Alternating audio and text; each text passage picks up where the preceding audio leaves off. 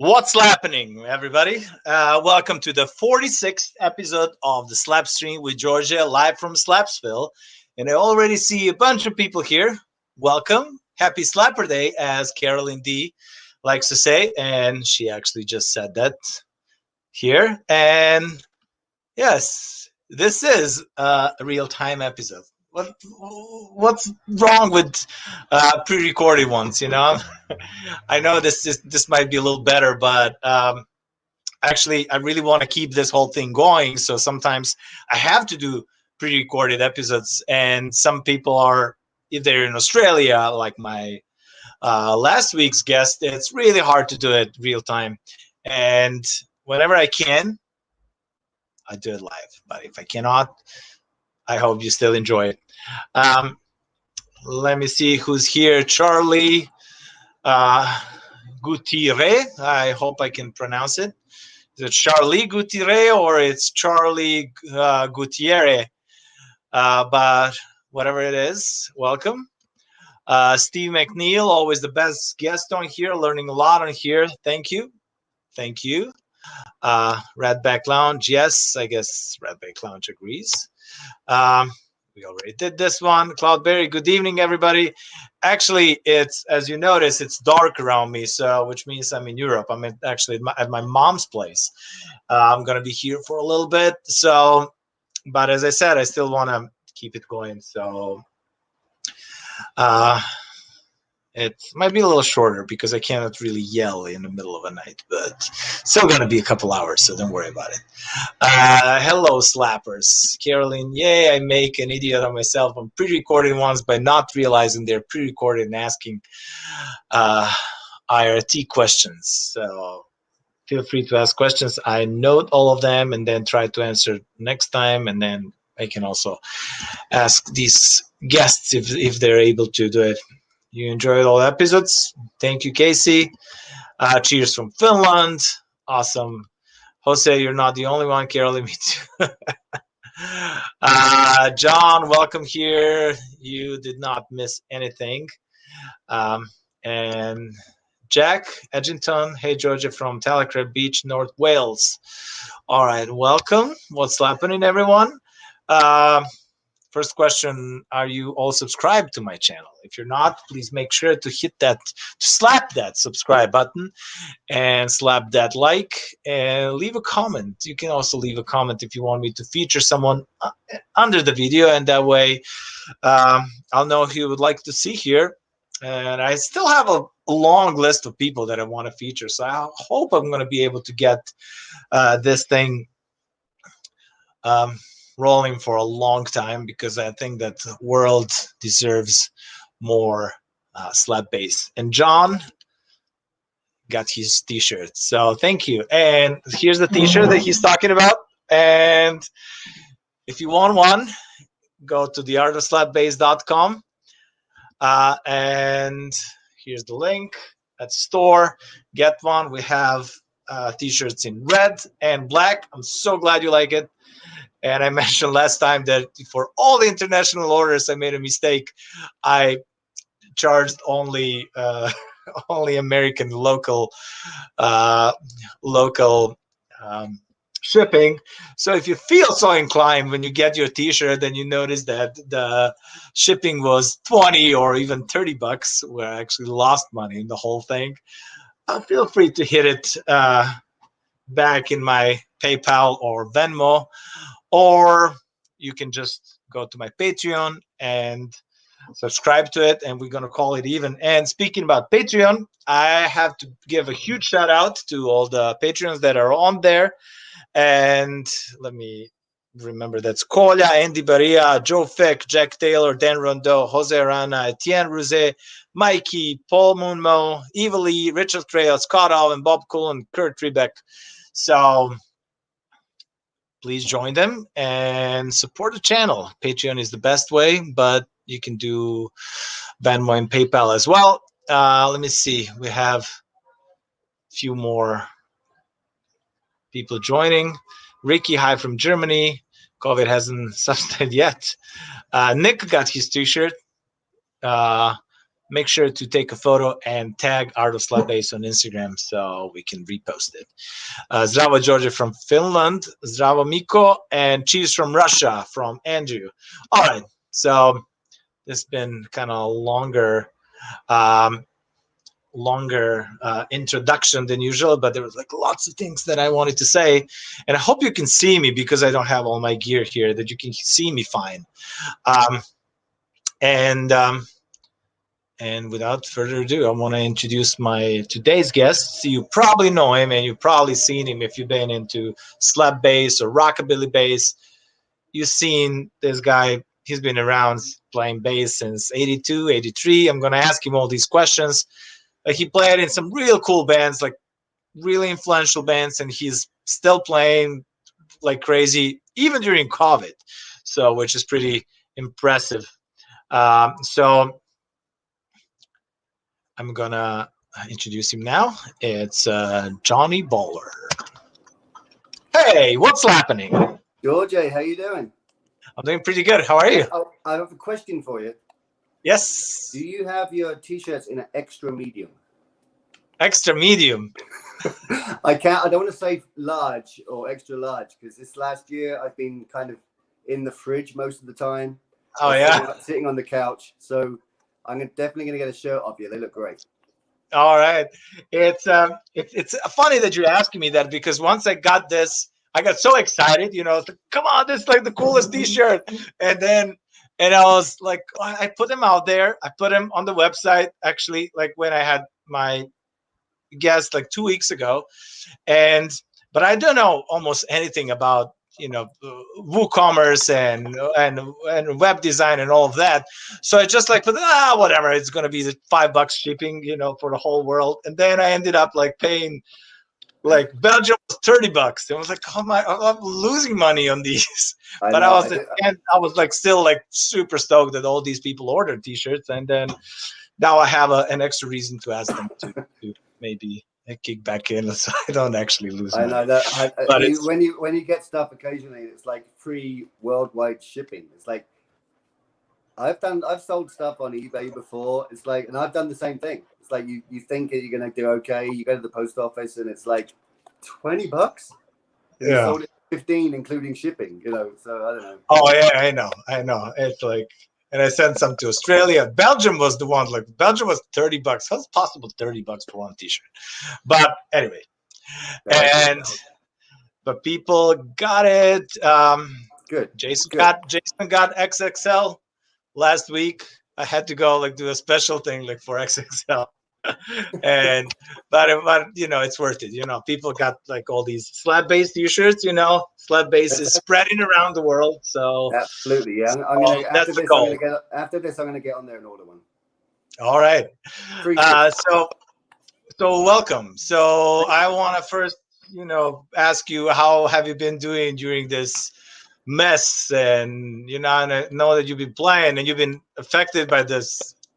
Yeah, I've been hugely craziness. I've been affected majorly, like every other musician has been. It's been last year.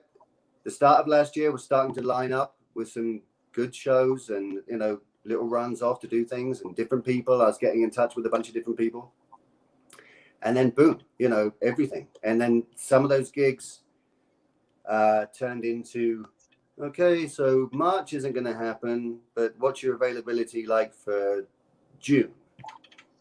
And no one was going to be prepared to, you know, really commit. And then June became September. September became December. And then by December, it was like, what's your availability like for 2021? It's like, I have nothing. None of us have anything. So there was a couple of things because I'm in Vegas now. I moved out here a couple of years ago for a show and picked up some work with different bands. And one of the groups I play with, I play drums too. And I play drums for a great kind of tiki band out here called the Hypnotiques.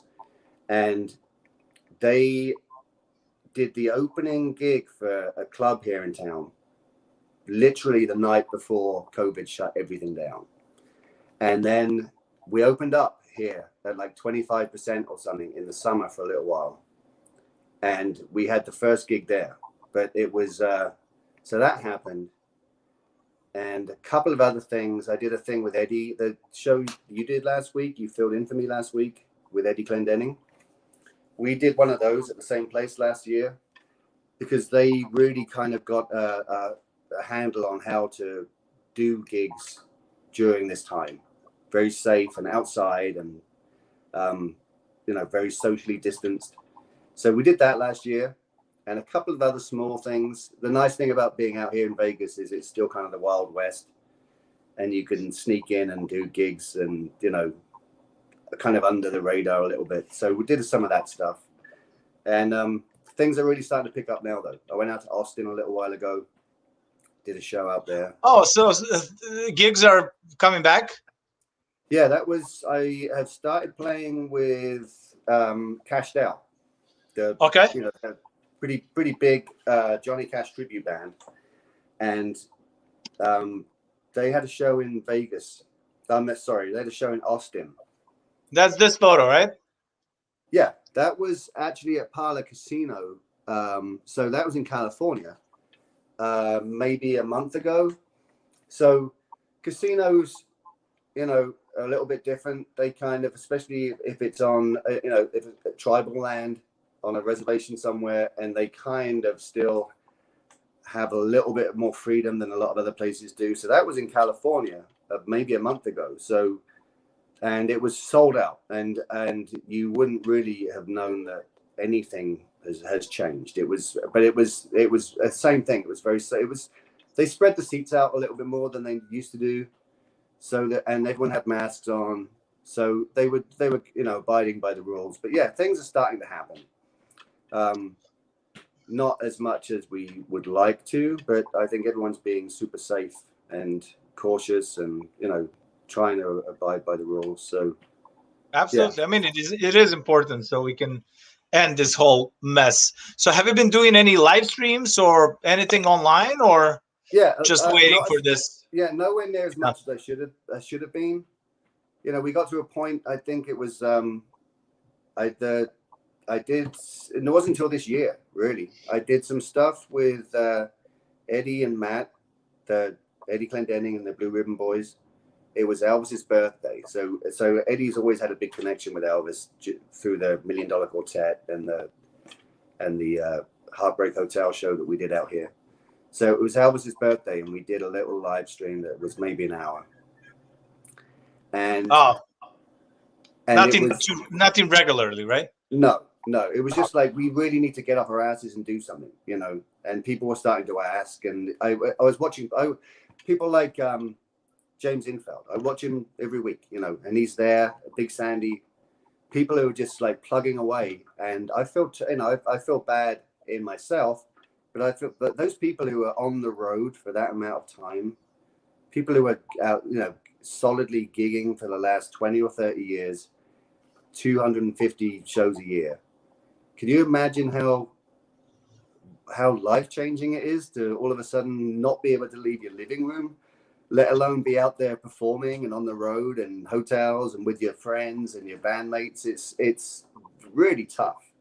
And I think it hit me a little bit more. I was kind of subconsciously, depressed, and just like, and then my wife was like, what do you expect? It's like, you've been doing this for 30 years.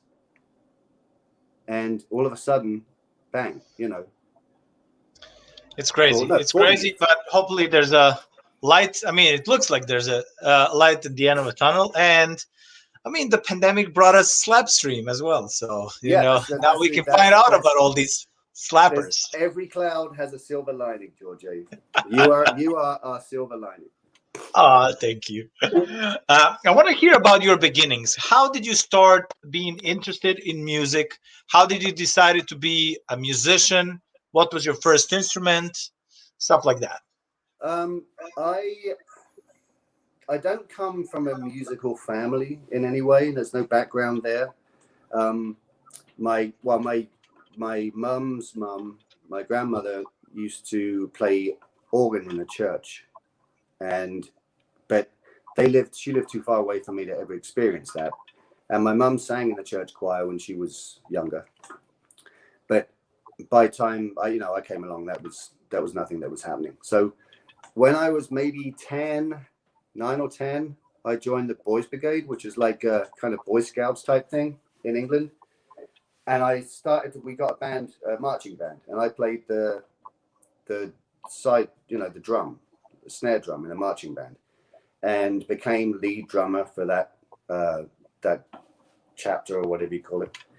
And then from there, I'm like, okay, this is easy. Maybe I can get a drum kit. So I bought a drum set off a friend of mine at school and picked that up slowly.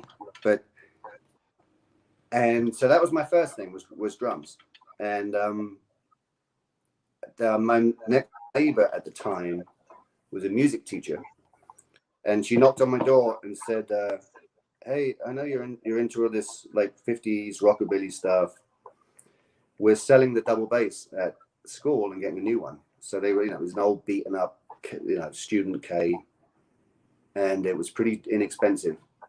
So I bought it, and I think her reason for asking me if I was interested, because I was just practicing drums every night for 3 hours and driving her crazy, and the double bass was going to be easier on her ears, I think.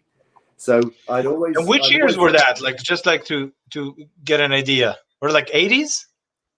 That was when I bought the bass. Was probably 83, something like that.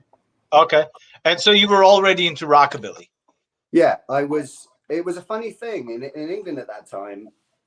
And I think about it quite a lot. It's like, you think about where we are now compared to when the psychobilly thing started. How many years it is, 40 years or whatever. When I first started being aware, I was born in 65. And when I first started getting into music and listening to music was, in the 70s, mid 70s. And Buddy Holly and Elvis and Gene Vincent and Eddie Cochran and all those people were still being played on the radio. It was 20 years after the mid 50s. It wasn't that long ago. It was like listening to music from the 90s now. So it was still being played on the radio, and it's still, to me, it was still current. So the first album I bought was Eddie Cochran's 20 Greatest Hits or something, and then followed that up with a Chuck Berry compilation album and an Elvis Sun Sessions. So that was, for some reason, that was always something that appealed to me, that early rock and roll, rockabilly sound. And the driving part of that is the upright bass.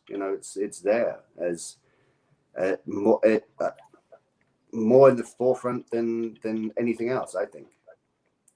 So yeah, that was always a big interest for me, and that when I finally got the chance to get my hands on one and mess around with it, it was fantastic. I really kind of thought this is it. So I played on a right-handed bass for a while until I got my first gig, and then I figured, okay, I can do this. And then I just switched. I'm left-handed, so basically I just switched the strings around on a right-handed bass and played it as a left-handed bass, and got a little bit more serious about it after my first paying gig.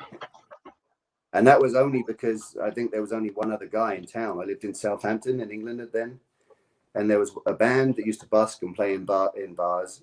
And so there was literally only one other guy in town who played upright bass. And he couldn't make this gig for some reason. And they knew that, Johnny has a double bass. So I got a knock on the door on a Friday evening asking me what I was doing that night. And I had maybe I'd figured out the bass line for 20 Flight Rock and Blue Moon of Kentucky or something, and made those two bass lines work for 3 hours in some Hell's Angels bar in Southampton. And that's enough, right? Yeah, it wasn't good. It wasn't good, but it's like, it's big. The biggest thing about double bass is that it looks good, right? Yeah.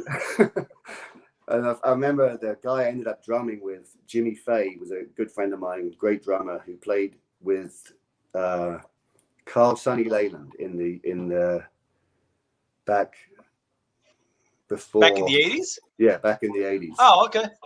And Carl is great. I love Carl. Yeah, Carl's really good. And Jimmy was great, old school, very traditional, studied like jazz kind of style player. And I ended up playing with him in Get Smart. That was the first band that really did anything. Or first band for me that really did anything. And he said, I was at that gig you did, that first gig you did at the Angel or whatever pub it was. And he said, it was so bad that I thought you were just fucking around the whole night. It was that bad. And he thought that I had to be just,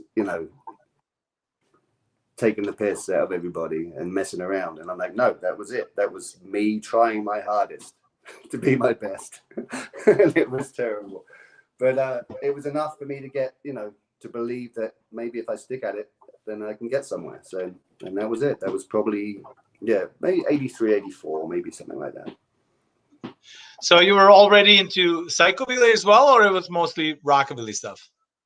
No, it was rockabilly, really. It was weird because I joined the Bats. I wasn't a big follower of that stuff. I played Okay. When did you join the GUANA BATZ? I joined them in 88. 88, but on drums, right? Yeah. I was playing for, so that doing that one fill-in gig for that band kind of shuffled around. Members came and left. And Get Smart? And that band became Get Smart. It wasn't Get Smart at that time. There was a great friend of mine, Lucian, used to sing for this band called Git Fiddle and the Frenchies. And Rich Casso, who was the guitar player for Get Smart, was in that band. And I think Jimmy was in there occasionally, and different people. And that band morphed into Get Smart. Okay. And we were just basically on the street busking. That was what we did. We'd go out on the weekend. We were all either students. I was at art school at that point, I think. And we would go out Southampton, Bournemouth, Brighton, Winchester. We'd get on the train and go up to Covent Garden in London and just busk. And that turned into people saying, you guys are great. They'd see a crowd around us. I got some crazy pictures, hundreds of people around us in the high street somewhere watching it. Any of these photos that you sent me, is it with that band?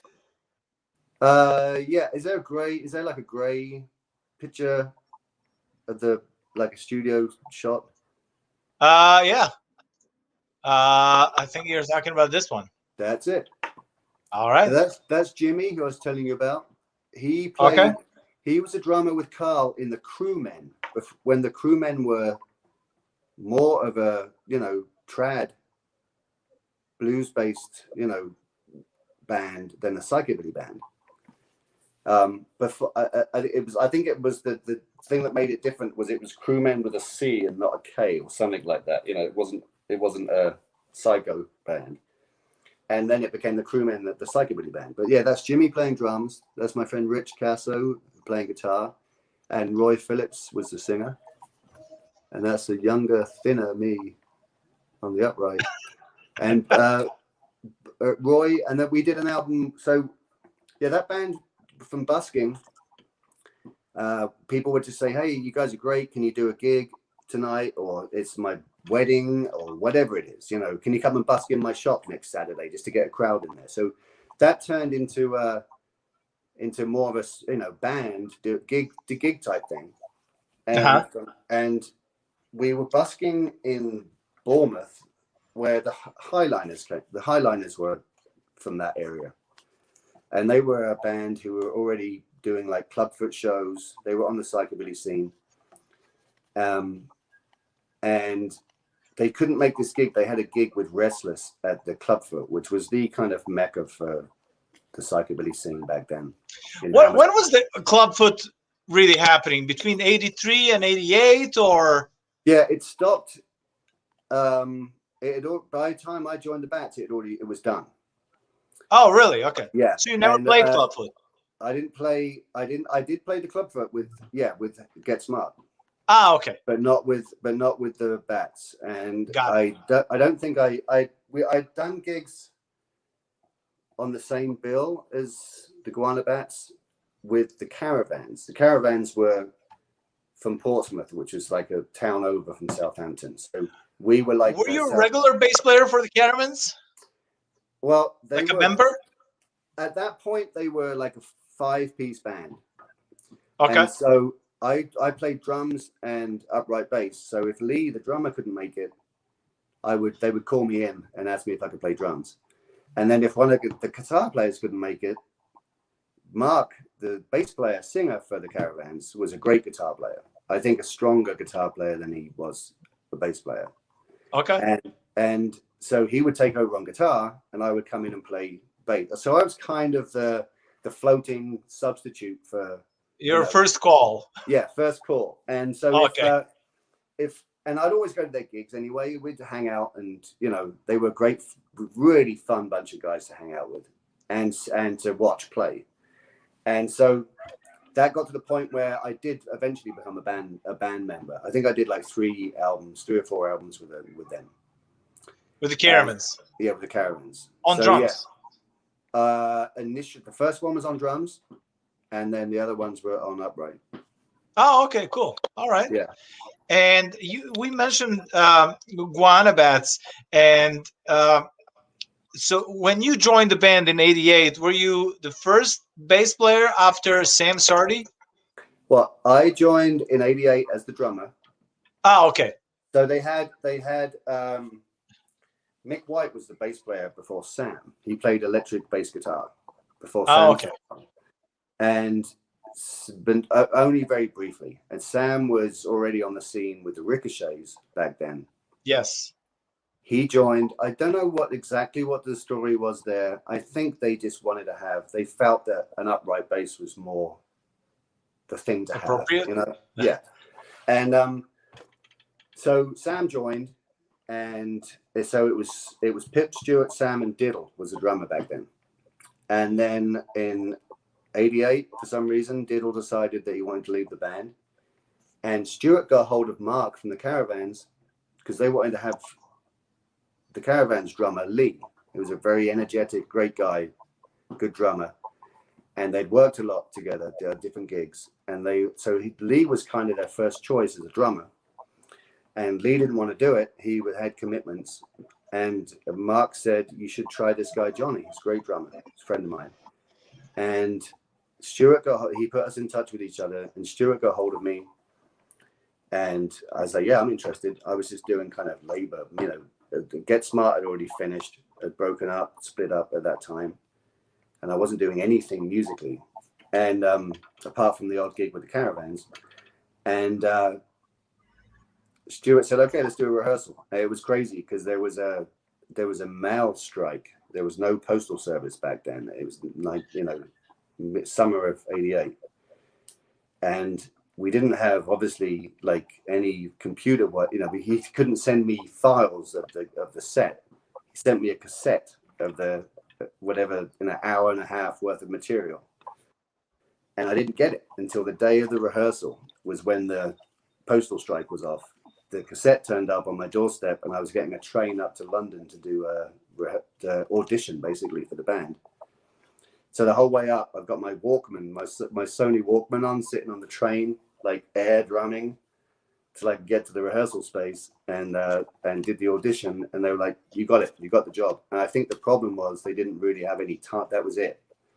We went off to Europe pretty much straight away. Diddle had his last gig at the Town and Country Club in London, and they kind of introduced me as the new drummer. And that was it. We hit the road and went off for like 3 weeks. And then to get to Sam,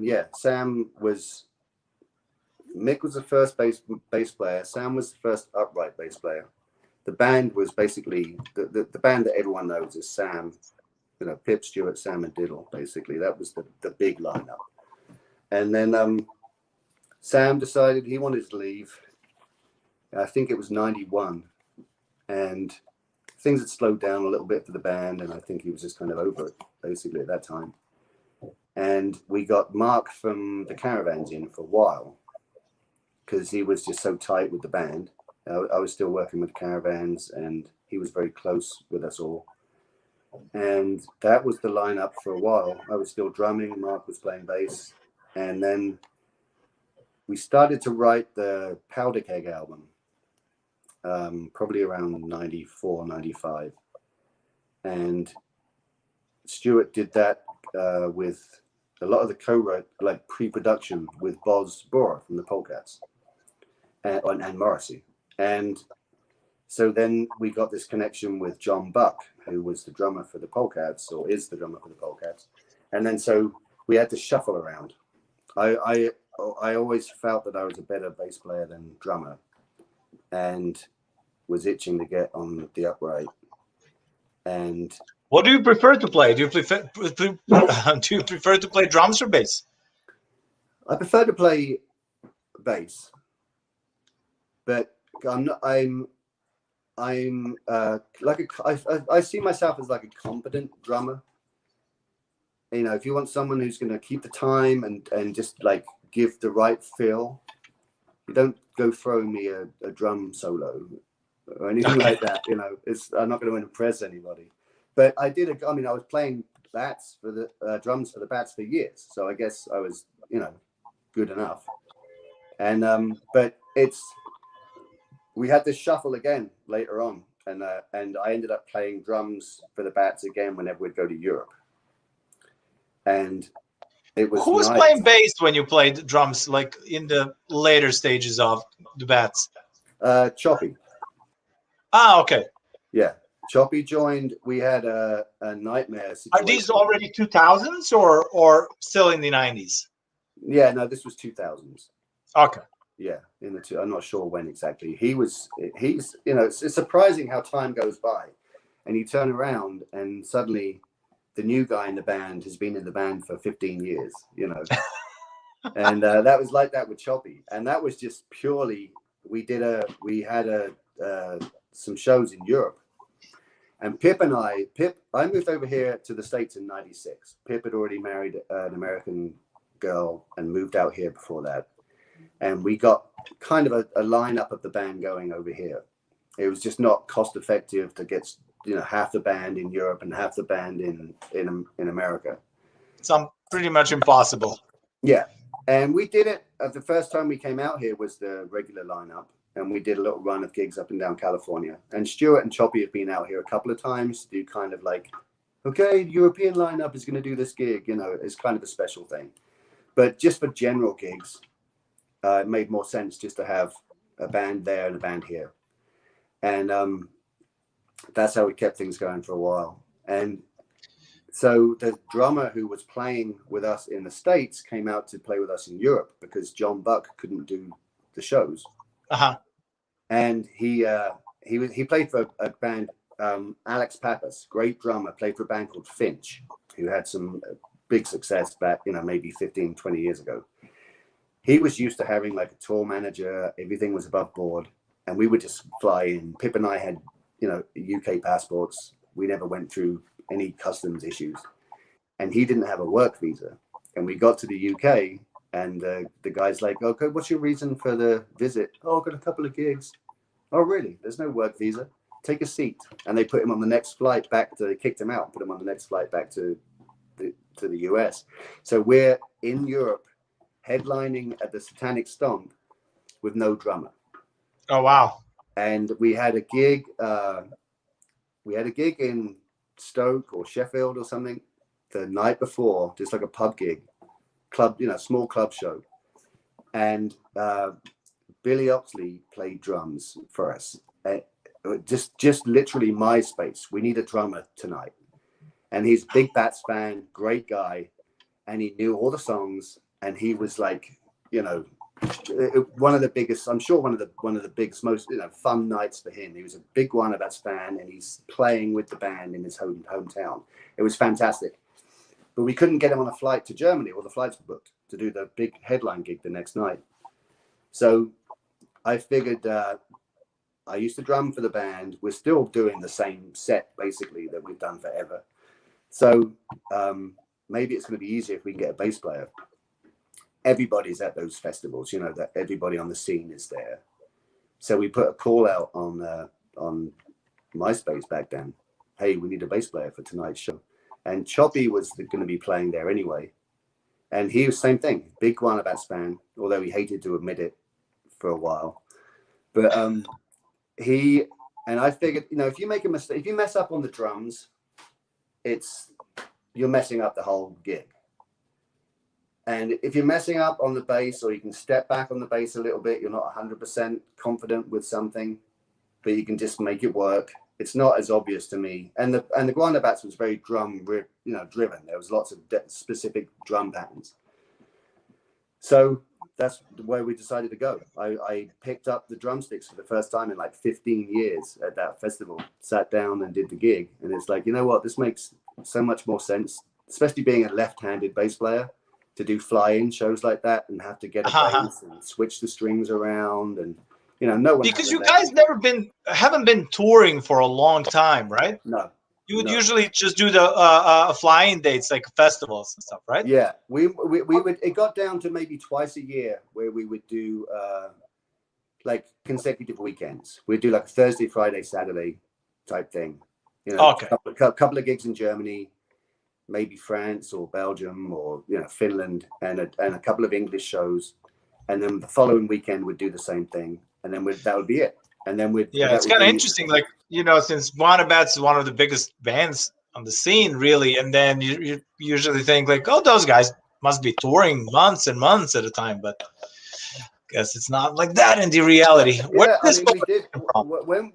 When I joined the band, like I said, we would be on the road for 3 or 4 weeks at a time, and then be home for a couple of weeks, and you know, get some laundry done, and then get back on the road again. And it was all over the UK at that point, all over Germany, all over France.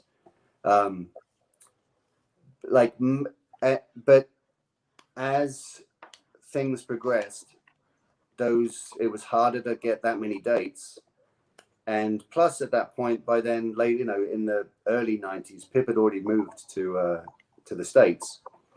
And I think he just kind of lost interest. It was very hard for Stuart and I to get him excited about doing anything.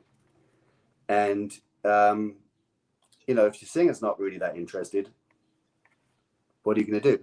You know, and I had people tell us occasionally, why don't you just get a new singer? You know, Pip's in the States. Why don't you just get a new singer? It's like, because you can't do that. You know, you can't have, you know, the Rolling Stones can't get another singer. Do you know what I mean? Yeah. So, that's how it kind of happened. It was just, it's a big deal to get, if half the band have to fly across the Atlantic to go and start the tour off, you're already $2 or $3 grand in the hole, you know. And by that point, we all had family and kids, you know, and it's just, you know, your priorities change. I think if you're not in a situation where you can really, you know, this is my bread and butter and this is what I can't afford to stop, you know, then it's kind of it's a shame. But this to me, the scene wasn't really big enough to support mortgages and car payments and kids and, you know, college tuition fees and whatever else was involved. So it was just unfortunately not a viable thing for the band to do at that point. And it just became a great way to meet friends, old friends, go back to the UK and see my mum and my sister, and, you know, catch up with some friends. And it just became more of a hobby. Yeah, not hobby, but almost like the BATZ almost was a hobby, I guess, you know. And we kept it going because there was a demand for it. But it was not a serious band. Like I said, you know, we were chatting earlier. I think that there was a 20-year gap between albums, which is ridiculous, you know. People would always be saying, when are you guys going to do a new album? And it's like, you know. When we're talking about albums, on how many albums you played with the BATZ? I did Electric Light and Blue was the first one that I was drumming on. Second one was Get Around. I was drumming on that.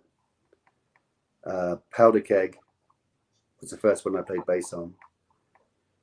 And then the last one was Back to the Jungle. So four. Have you played bass or drums on Back to the Jungle? I played drums on that one. Ah, okay. Yeah, that's right. So I did three albums on drums and just one on bass. Get Around and Powder Keg. No, Get Around was drums. Yeah, one. Powder Keg was the only one I played bass. Wow, on. interesting. Yeah. You know, before we get any further and talking about more drums and bass, like I would love to hear you play a little bit. You know, do you have something for us here in Slapsville? Well, I'm not going to show you anything that no one else has shown you, but I think it's kind of interesting maybe just to see. I mean, how many left-handed people have you had on? One. You know, Thomas is left-handed, right? But he plays right-handed, right? But he plays right-handed. What does it do? Yeah. And you know, Graham. You know, Graham. Have you had anything to do with Graham Grant, Demented's old? I did not. Captain Drug. Yeah. I'd like to. You should do. Graham is one of my best friends. And unfortunately, you know, he's in Finland now and I'm here. I haven't seen him for years. He's another guy who's left-handed but plays right-handed. And I get it. Like, if you're classically trained and the whole orchestra is bowing one way and you're bowing the other way, it's not going to work. I think you were, kind of forced to do it.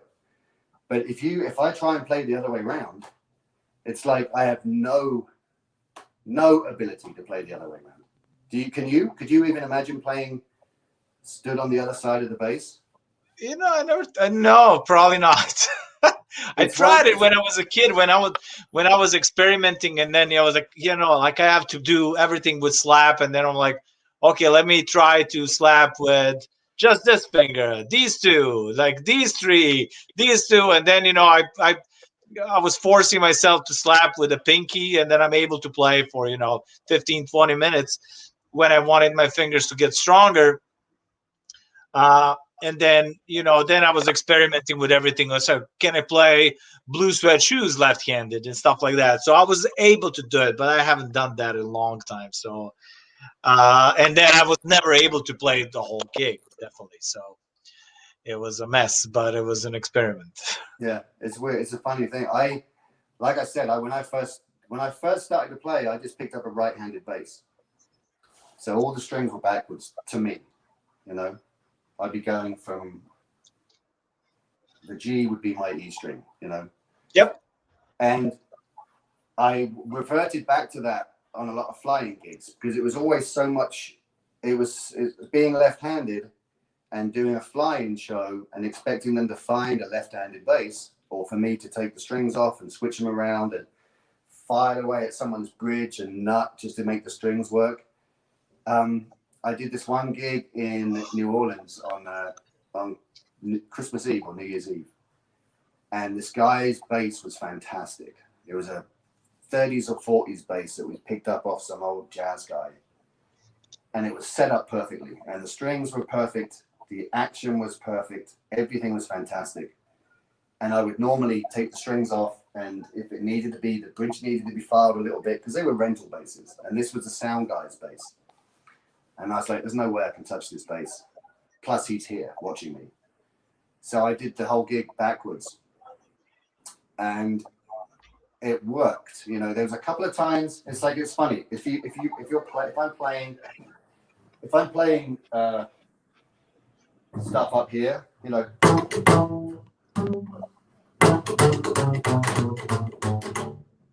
can do it here, but I can't do it here as well. For some reason, I can't get that. I can't get the same power that I need to get on my G string when the G string is on a right-handed bass, and so I have some limitations. And now and then, if I'm playing, sometimes I'll slip into. And I'll be playing things backwards. instead of. So your mind does just automatically click into that muscle memory sometimes, but it's yeah, it's a weird thing, like how your fingers work and how your hands work playing backwards. And I've played with so many people for years sometimes who one day will say, "You're left-handed." But yeah, you haven't noticed. We've been in the band together for X amount of years, and it's a strange thing how many people just don't see it, because I don't know. But yeah, I couldn't imagine playing this way around. It's like nothing. This hand wouldn't work. This hand wouldn't work. But yeah, let me mess around, play a little bit. There's an exercise someone taught me. I'm not sure you probably know what the name of it is, but it's just us going through a scale.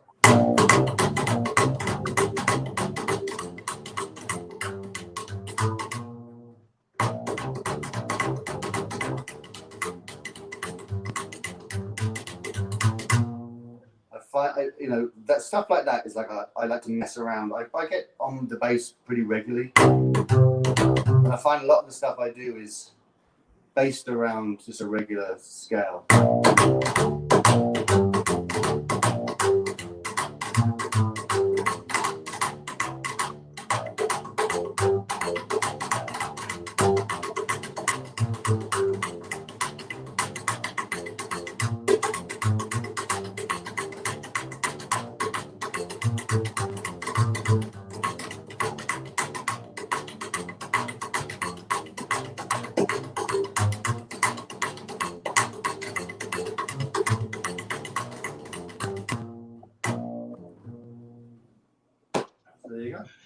Cool.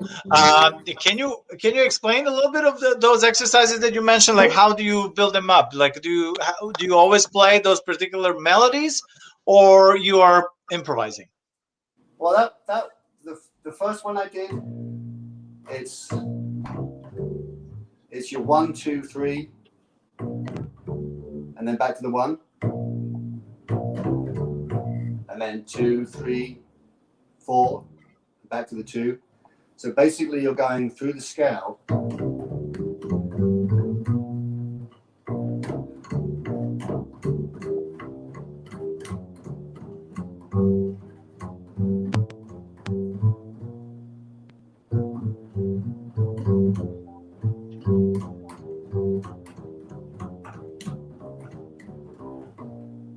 think that last one was wrong. But you get it. It's just a nice. It's helps you. I find it helps me get kind of precise with my notes, and also the fact that you're changing. You're basically playing kind of the same thing, but changing it up each time. It just makes your mind work. There's lots of things. I find it's not that challenging if you just get on the bass and you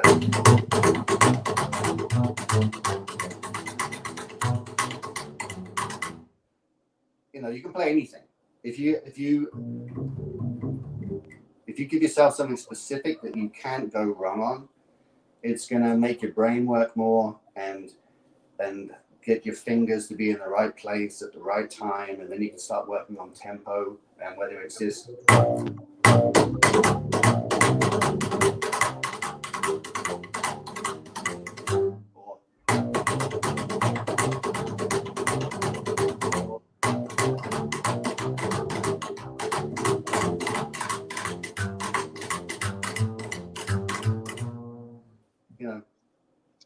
you have to get it right each time, and I find that it's just a bit more challenging. Do you know what I mean?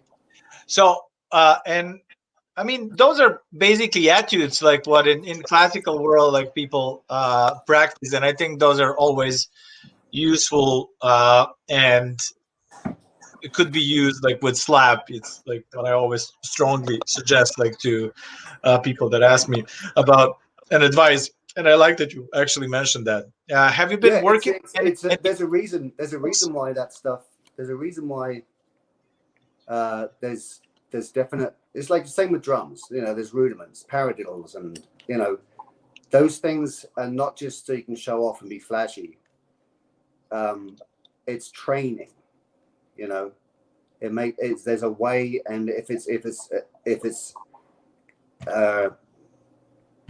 you know, you're classically trained to do something, and there's a definite way of doing it. There's a reason for it, you know. It's not just because they just want to make it hard. It's there's a reason why that works, and I find that's, you know, as much of that stuff as you can do. I know a lot of bass players who don't even know what note they're playing, you know.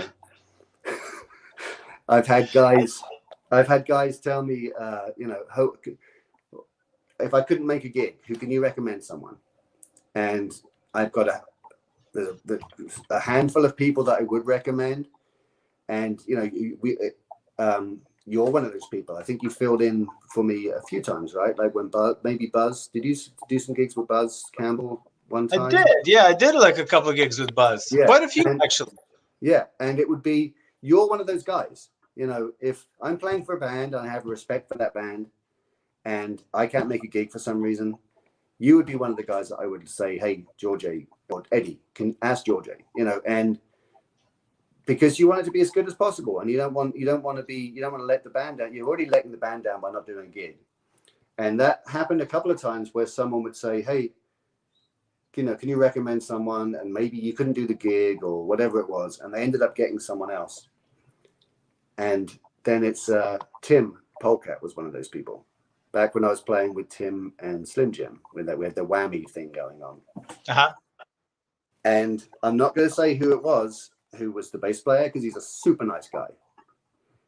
And they said, okay, this one's in C, you know. And he basically just slid his finger around on the fingerboard until he found what sounded like the right note that Tim was playing on guitar. That kind of thing is, to me, is mind-blowing. And but unfortunately, you know, there was a time, especially in the UK, where if you had an upright bass and you had the right haircut, then you were in the band, and then that band would be on the bill, you know, without any real vetting. So maybe it sounds a little bit kind of, you know, pretentious, but I think you should, as a musician, you should know where your notes are. And that's essential. Have you been working from any bass books like Simandl or something? No, and have you ever tried those? No, which is kind of weird. I mean, I was purely, back when I started to play, there wasn't a lot of bass players out there. There wasn't a lot there certainly wasn't, like, you know, YouTube and that kind of thing where you had any real reference. And I didn't kind of tie in. To me, it was a totally different instrument than what would be a classical instrument. You know, I was just playing rockabilly, and it was almost like, you know, I'm butchering this beautiful classical instrument by thumping away on it, and you know, and I would spend my learning was putting on albums, and it's a nightmare, you know, going back to the start of the track and trying again and going over and over and over again. That's how I learned. A big reference for me when I started to play was the first couple of Restless albums. Oh, really? Okay. Yeah, but even then, it's kind of tricky as an upright bass player, especially when you're into that 50s stuff. Sometimes you can't really hear exactly what's going on. I mean, how many times have you heard someone play one version of a song, you know, in their head, what is their version of the song, what the bass line is, and then you go back and you break it down, and it's like, Mystery Train is one of those ones for me. Mystery Train is one of those songs that everybody loves to play, right? It's Bill Black, and that sound, you know, those Sun Sessions and Bill Haley and the Comets and all those songs that had that bass sound that you were trying to find. And everybody, whenever I hear Mystery Train, it's this. how people play it.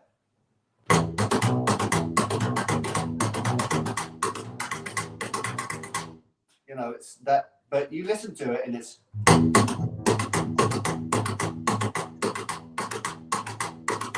That's it until you go up to the A, and that's what gives you know, breaking down tracks and finding out what the bass player was doing at that time is not just it's not just a good method to learn, but there's a reason a lot of the times why people are playing that way. And it's so easy to step on, especially nowadays when a lot of upright bass players, they're in a band and there's a drummer in the band. It's so easy to step on each other's toes when the bass player is slapping and trying to get different rhythms going, and the drummer's banging away, and there's hi-hats and, you know, double kick pedals, and it's very easy for it to get kind of muddy. And there's a kind of beauty about the simplicity of the way that a lot of the old bass players played, and there's a reason for it, you know, because things can get very cluttered very easily. And I think that space and the openness and purity and clarity of the notes are super important. And it's very easy to kind of muddy things up. You know? So less is more type of thing, right? Less is absolutely more for me, you know. And you don't agree with Yngwie Malmsteen. Huh? You do not agree with Yngwie Malmsteen. He says like less is less, but more is more. Yeah, no, but it's, I mean, sometimes, you know, the audience, especially the stuff that the majority of the stuff I played for the longest time, it's faster, louder, you know, more click, more slap, and, you know, it's the hummingbird effect, you know, and that the crowd loves that stuff, and I see that, I understand it, I totally get it. But to me, there's times when I've done Batz gigs and I've come off and thought, that was no fun for me. You know, I love to play. I love the energy of the band, and I love the energy of the audience and the power of the songs and the fact that you're being appreciated for doing it. All that's fantastic. But then I'll play with like the Caravans, the difference to do a gig sometimes where it's like so much joy in that, because I know exactly what I'm playing. You can hear what I'm playing. For me, you know. Absolutely, I agree with you. Yeah, we got like a few more comments, you know, like since we stopped reading them. There was Redback Lounge. He said like my first two records were GUANA BATZ and the Stray Cats. No. Were Stray Cats an influence on you at all, or you already were into it? No, absolutely. I remember the Polecats and the Stray Cats were influences on me, and I was still at high school, I think, when the Stray Cats came over. It was 80, 81 or something like that to the UK, and one of my best friend's mum was a dinner lady at the university, and the Stray Cats played, and she knew that we were into that kind of stuff. And so it was kind of a confusion for me that exactly what that band was, you know. They were exactly the right band at the right time. You know, there was already a rockabilly thing going on. There was kind of tame, great, but not kind of threatening in any way. And the Stray Cats had that kind of raw energy and appeal to me at that time that rockabilly should have, you know, not the kind of sweetness, you know, sweaters and Argyle socks and bobby socks, you know, and poodle skirts. They were kind of scary looking, and that's kind of how rockabilly. They're not scary at all, obviously, you know them, but it's that is how rockabilly should be, you know. And we were coming out of punk rock, and then all of a sudden there's these guys in leather jackets, but creepers, and a gabardine shirt, but the sleeves are ripped off, and the hair is just a little bit too big, you know. And it was like, boom, there it is. That's exactly what I want to do. And so yeah, the Stray Cats were a huge influence on most people, especially, you know, most people of my generation at that time. It was the Stray Cats, and still is, you know. Yeah, absolutely. Did you know those guys back then? We did some support gigs for the Stray Cats right after I joined the GUANA BATZ. Oh, okay. So in the late 80s. Not until that point. So late 80s, probably 89. Blast Off? Yeah. I think it was before Blast Off. But because I remember we were sitting backstage and we had just done the Electric Light and Blue album. Okay. And then the next time we saw them, they had done the Blast Off album, and we had a song. I can't remember what the song was called. Take a Rocket. And it was that bow, and it was just, and it's like, dude, they just did Take a Rocket, but they called it Blast Off. And it was funny because they hadn't been to the UK for such a long time. It was like a huge comeback, you know. Everybody wanted to see the Stray Cats. Everybody was at those shows, and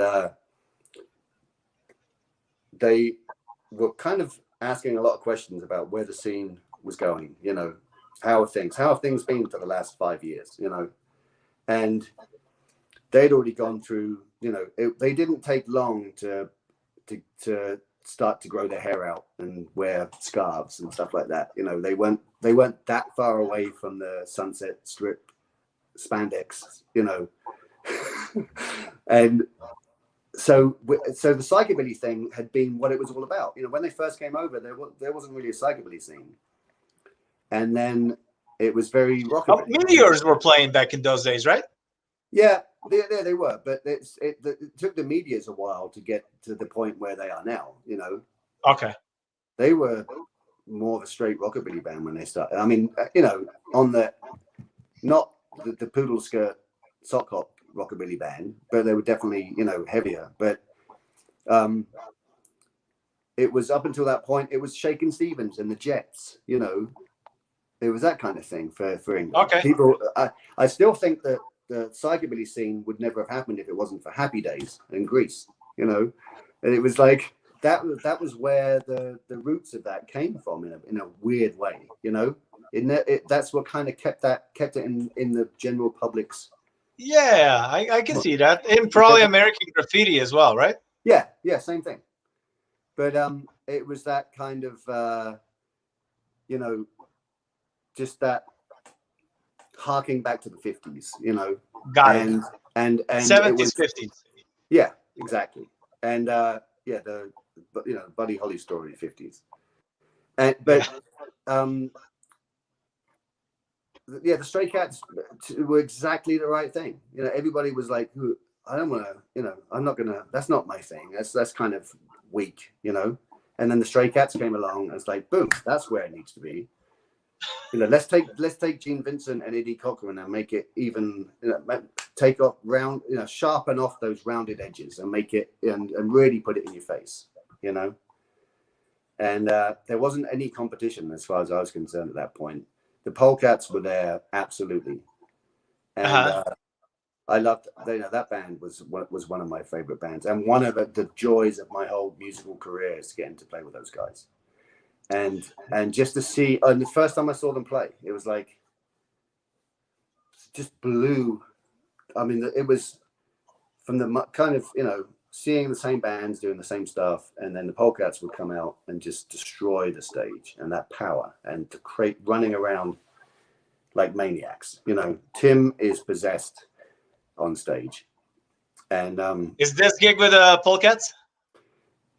That was, yeah, kind of. I think it was. I think John might have been over for that too. So I think it was, or maybe Jim was on that gig. It was at Spikes. That Brando used to put on Spikes in. Yeah. and I think it was New Year's Eve.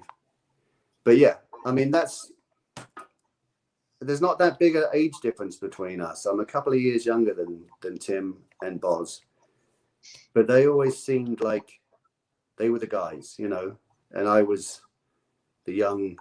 It's crazy. I think like that quite a lot, you know. They were the guys who did it, and they were the. But I've heard all sorts of stories from Tim.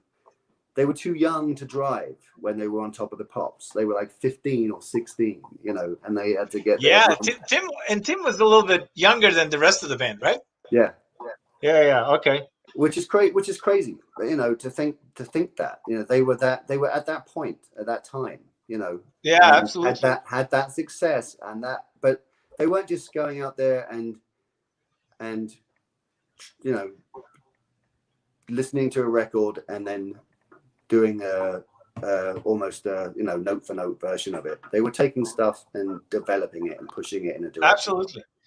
And so that's great about podcasts. That's something that I really like about that early 80s rockabilly scene, and how everybody actually wanted to be creative and everybody wanted to bring some edge. It was not about being kind of copy paste type of thing, which kind of became more in the 90s. Although I think that the musicianship in rockabilly scene became better in the 90s, but it was, for me, less creativity. You know, there's, you know, I need a little bit of both. Yeah, it became more of a nostalgia thing, you know, and there's a place for that, definitely. Like that sound and recreating that sound and doing it as authentically as possible.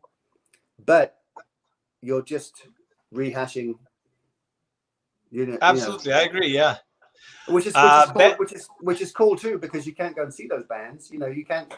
Those acts aren't out there that would be, you know, playing that Western swing or whatever back in the day. So and that's how I see it. You know, like, you know, I always adjust my playing. If I played, you know, when I played in Scotty Moore's band, or with DJ Fontana and Sonny Burgess, Joe Clay, all those people, you know, I tried to sound as authentic, as traditional as possible. But if I'm doing my own thing, if I play with Tiger Army, you know, I'm not trying to sound like Bill Black. So, you know, give my own. Yeah, that's exactly the way I look at it. It's like when I'm playing with GUANA BATZ, it's going to be heavy, it's going to be fast, it's going to be loud, I'm going to be thumping on that thing. And then if I'm playing with Eddie and it has a more traditional sound, although Eddie's sound is starting, you know, to me, I'm starting to develop we're playing without a drummer now most of the time, and that's fantastic to have a three-piece bass band. player especially. Yeah. All of a sudden, it's like it's all about me,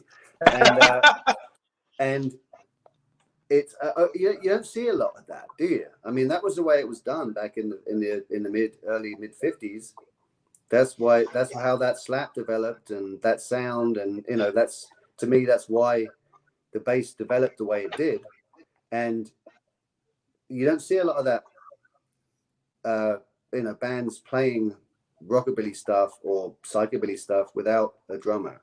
And definitely. I mean, not that often, you know. I mean, I guess that High Noon kind of brought it back in the 90s, and then a few bands here and there, but not that often. I'd like to read a few comments. So Betty, she wrote, "Hi, Johnny." And Ricky is asking you, do you play your drums left-handed as well? Yeah, same thing with drums. I mean, I've got a little bit more. I can use my right foot as a kick pedal foot. Okay, but I've same thing as playing upright, right-handed, you know, backwards. It's impossible for me. You prefer that? My hi-hat's here, and I'm like, and I only found out recently that Ringo Starr is left-handed, but plays a right-handed kit. And so, was he an influence?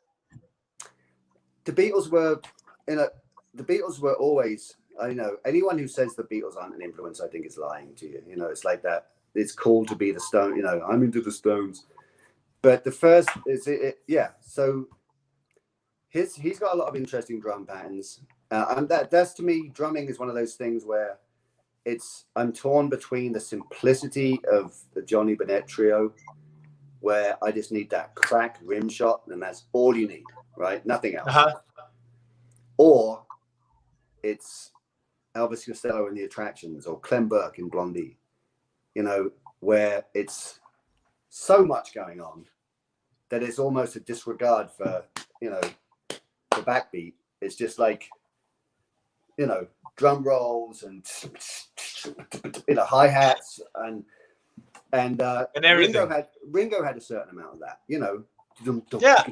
It's like, you know, drum patterns that you wouldn't think of, that thank God people like that did them, because then it's like there's more to it than just keeping the beat, you know. Absolutely. Jack Edgington is asking you, can you play Pile Driver Boogie? Which we used to get asked to play all the time with the Bats, and Pip would never play it. He hated that song. Let me see. I don't, because I've never played it. I don't think I ever played it live with the Bats.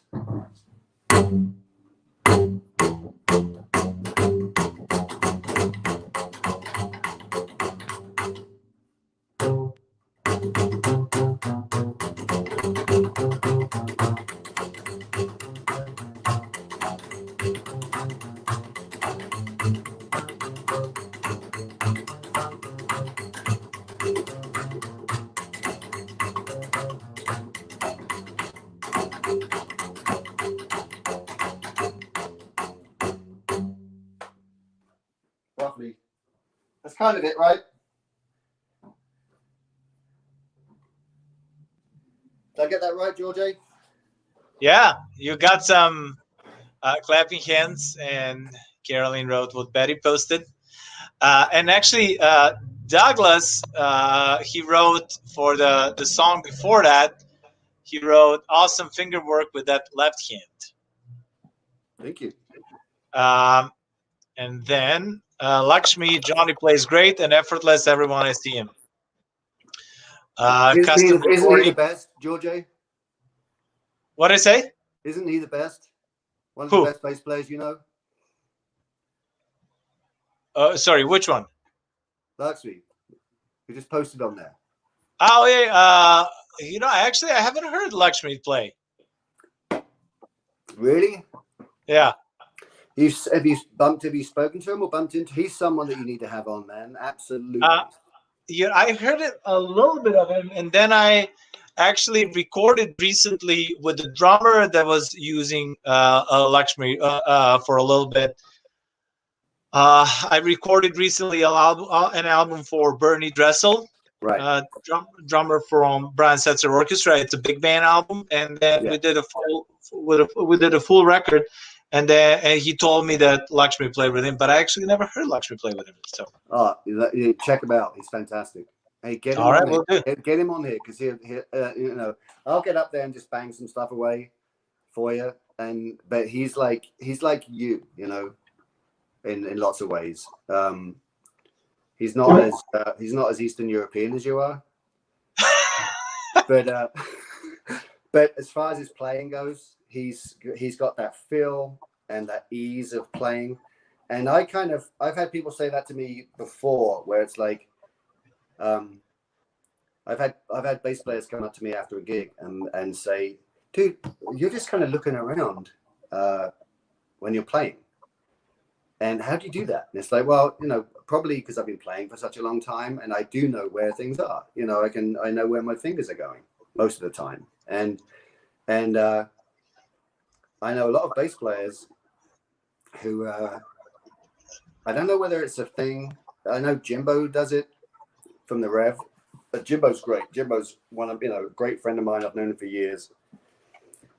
And Greg from the Gouger Bombers is another guy, fantastic, great bass player.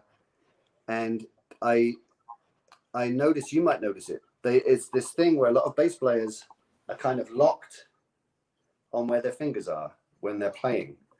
And to me, it just kind of looks odd. Those guys, they know exactly where their hands are and where the notes are and stuff. And maybe it's a kind of an audience thing. I know people like to see that concentration, But to me, I like to just the freer and looser you can be. It stops you. You know, when I was first started to play, I would get hand cramps. My shoulders would cramp up. I'd get blisters the whole time, and not just on the obvious fingers, but like, you know, here and on my thumb, and I'd be, you know, like a stuck pig by the time I'd finish playing. And I'd literally, I remember doing gigs, and I'd have to get my hand and push it up against the wall or whatever just to get those cramps to go. And that's all tension, you know. And the looser and more relaxed you could be, your playing is gonna, you know, it's all fluid, and don't be, you know, stiff, and just keep the flow going. And that's what helps you with your rhythm, and also just the ability to play for, you know, a longer time without. Yeah, it's essential to be relaxed. You can't really play if you're not relaxed. You can really have like some health problems. Right. And Douglas wrote, "I've played with lots of basses, but Johnny Bowler is one of my favorites for talent, but almost more than talent. His attitude and professionalism and pure fun to be around on and off the stage is it." Cool. Thanks, Doug. Doug is How the about best. that? Yeah. Cool. That's very And nice. Betty wrote, like with Douglas on here and Johnny with Eddie, we almost have the $1 Million Quartet. There you go. You got quite a few handshakes. Thank you, Tara. Thanks, you, guys. Jack. Thank you, Carolyn. Isn't it nice? Isn't it great, Djordje, that people actually pay attention to upright bass players now and then? Of course, I'm doing all I can to bring it to people's attention. Thank you. I am like I'm gonna create like new platform, like so, just like, hey, slap bass is the coolest. Come on, let's do this. I'm still blown away. Where I would do occasionally, I'll do a gig somewhere, and I'll have someone come up to me afterwards and say, "Oh my God, I've never seen anybody do that before." And, you know, what is that? Even, you know, that cello double bass thing. And just for us, it's, you know, it's what we do. And it's one of the most important things in our lives, right? Double bass and double bass playing. And when you come across people who've never even seen it before, you know, and your knowledge and experience of it is something, you know, I just latched onto it at a young age, and look at other bass players, and I see it, and almost every band that's on the bill that I'm playing with has an upright bass player in it. But some people have no experience of it, and whenever they do, they're blown away by it. And so what you're doing is fantastic, and hopefully it's not just, you know, I'd like to see it get to the point where you're not just preaching to the choir. Do you know what I mean? Your other bass players and rockabilly guys and psychobilly guys who are obviously going to watch your stuff. It needs to get beyond that, and you're definitely helping that happen. You know, that's the goal. So, and thank you for the kind words. I would like to ask you a little bit about your gear now. So what are you using? How many basses do you have? Right now I only have one working bass, and that's it. And that's the one. And what is it? It's a blast Colt. All right. So and you?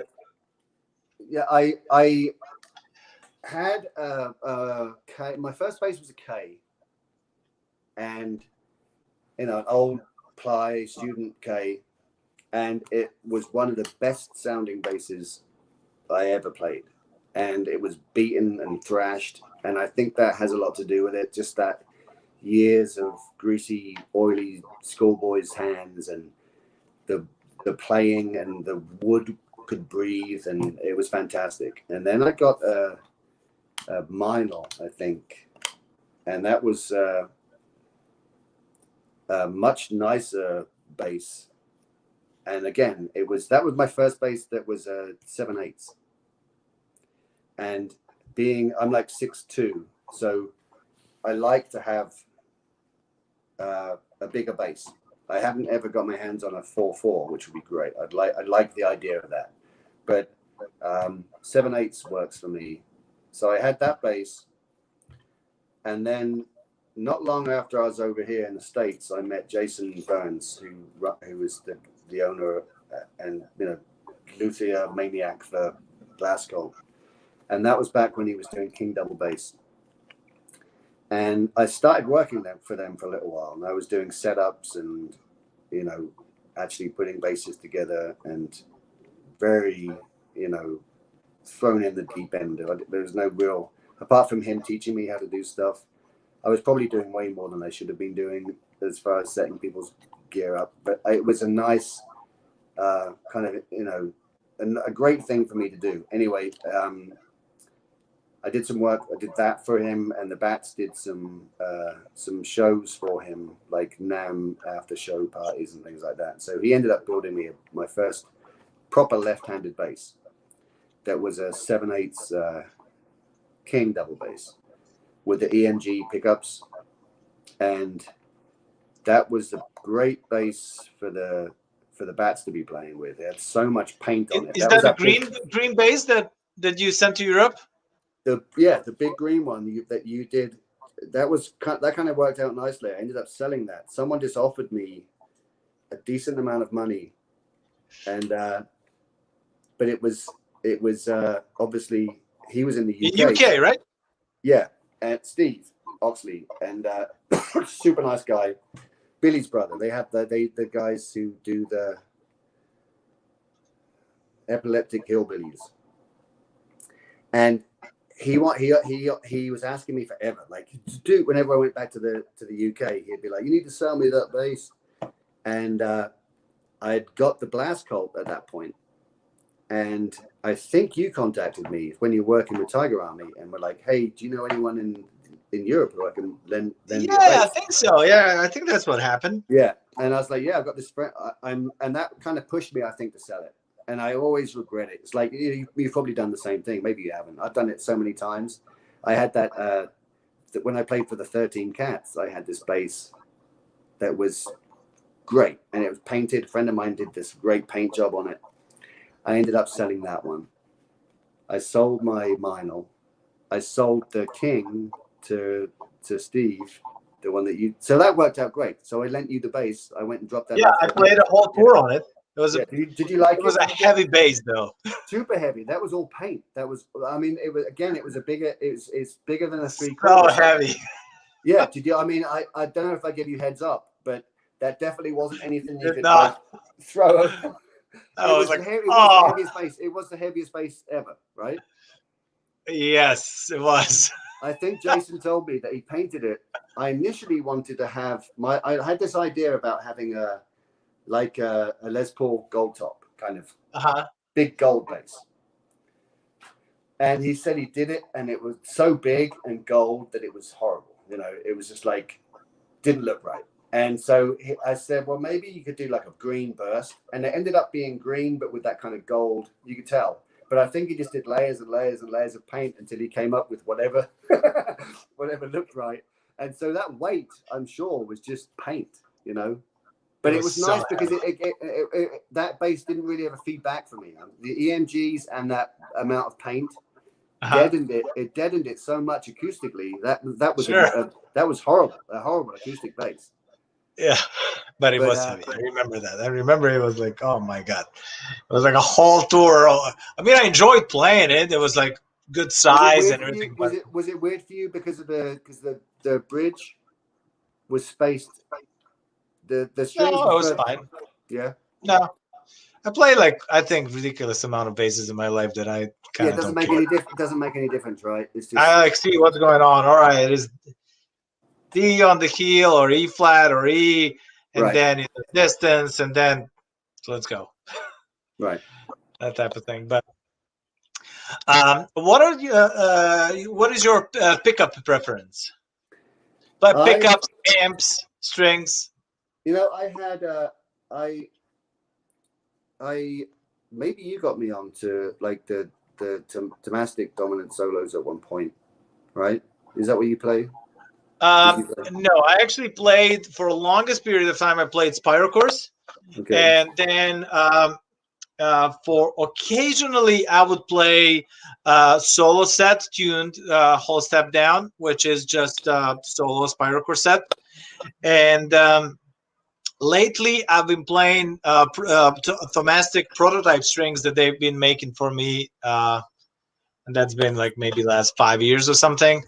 And they gave me a first set at the NAMM. I remember they said like, we would like you to test this out, and it was for the people allergic to nickel, so they're kind of a little bit slightly less metallic, which is kind of the thing that I thought, oh, this might work great, and then it worked out great. So I love those strings, and I've been playing most of the time. I've been playing those or the solo set with Tiger Army, for example. I played the solo set. Right. Yeah. Yeah, I used to play back when I first started playing. I played Rotor Sound strings the whole time. They had the A back in those days. It was kind of a financial thing. They weren't that expensive, and they would last forever. I don't think I hardly ever broke any of those strings, and when they did, it was like, I'm not surprised. You know, you've had those strings on there for 4 years. It was that kind of a crazy thing. And it wasn't until you changed, because it's not like guitar strings. You know, I know guitar players who put a new set of strings on it every gig, and you can't do that unless you have a crazy endorsement deal. You know, there's no way you can swap string. And plus, you just can't do it because it takes forever for them to kind of stretch in. And so rotor sounds were my kind of string of choice for a long time. Then I got into playing steel strings, and like I said, I think it was the solos for a while, and I liked that. I liked that precision of the note that you get with the, you know, like the rotor sounds have that synthetic D and G that can get a little bit muddy sometimes if they're not. A new set of strings, and I find that the steel strings, you always get that cut, and also just the evenness of tone from one string to the other string that you don't get with a mixed set. And I've never had any luck with gut strings. I just don't like that sound and the thickness of the strings, and just that kind of the lack of clarity on the note, especially on the E string. And now I'm playing. I haven't tried the steel set. I'm playing Jason's Blaskolt strings, so they're very close to how the rotor sound strings are. You know, you've got your E and A steel strings, and then the D and G like a synthetic gut.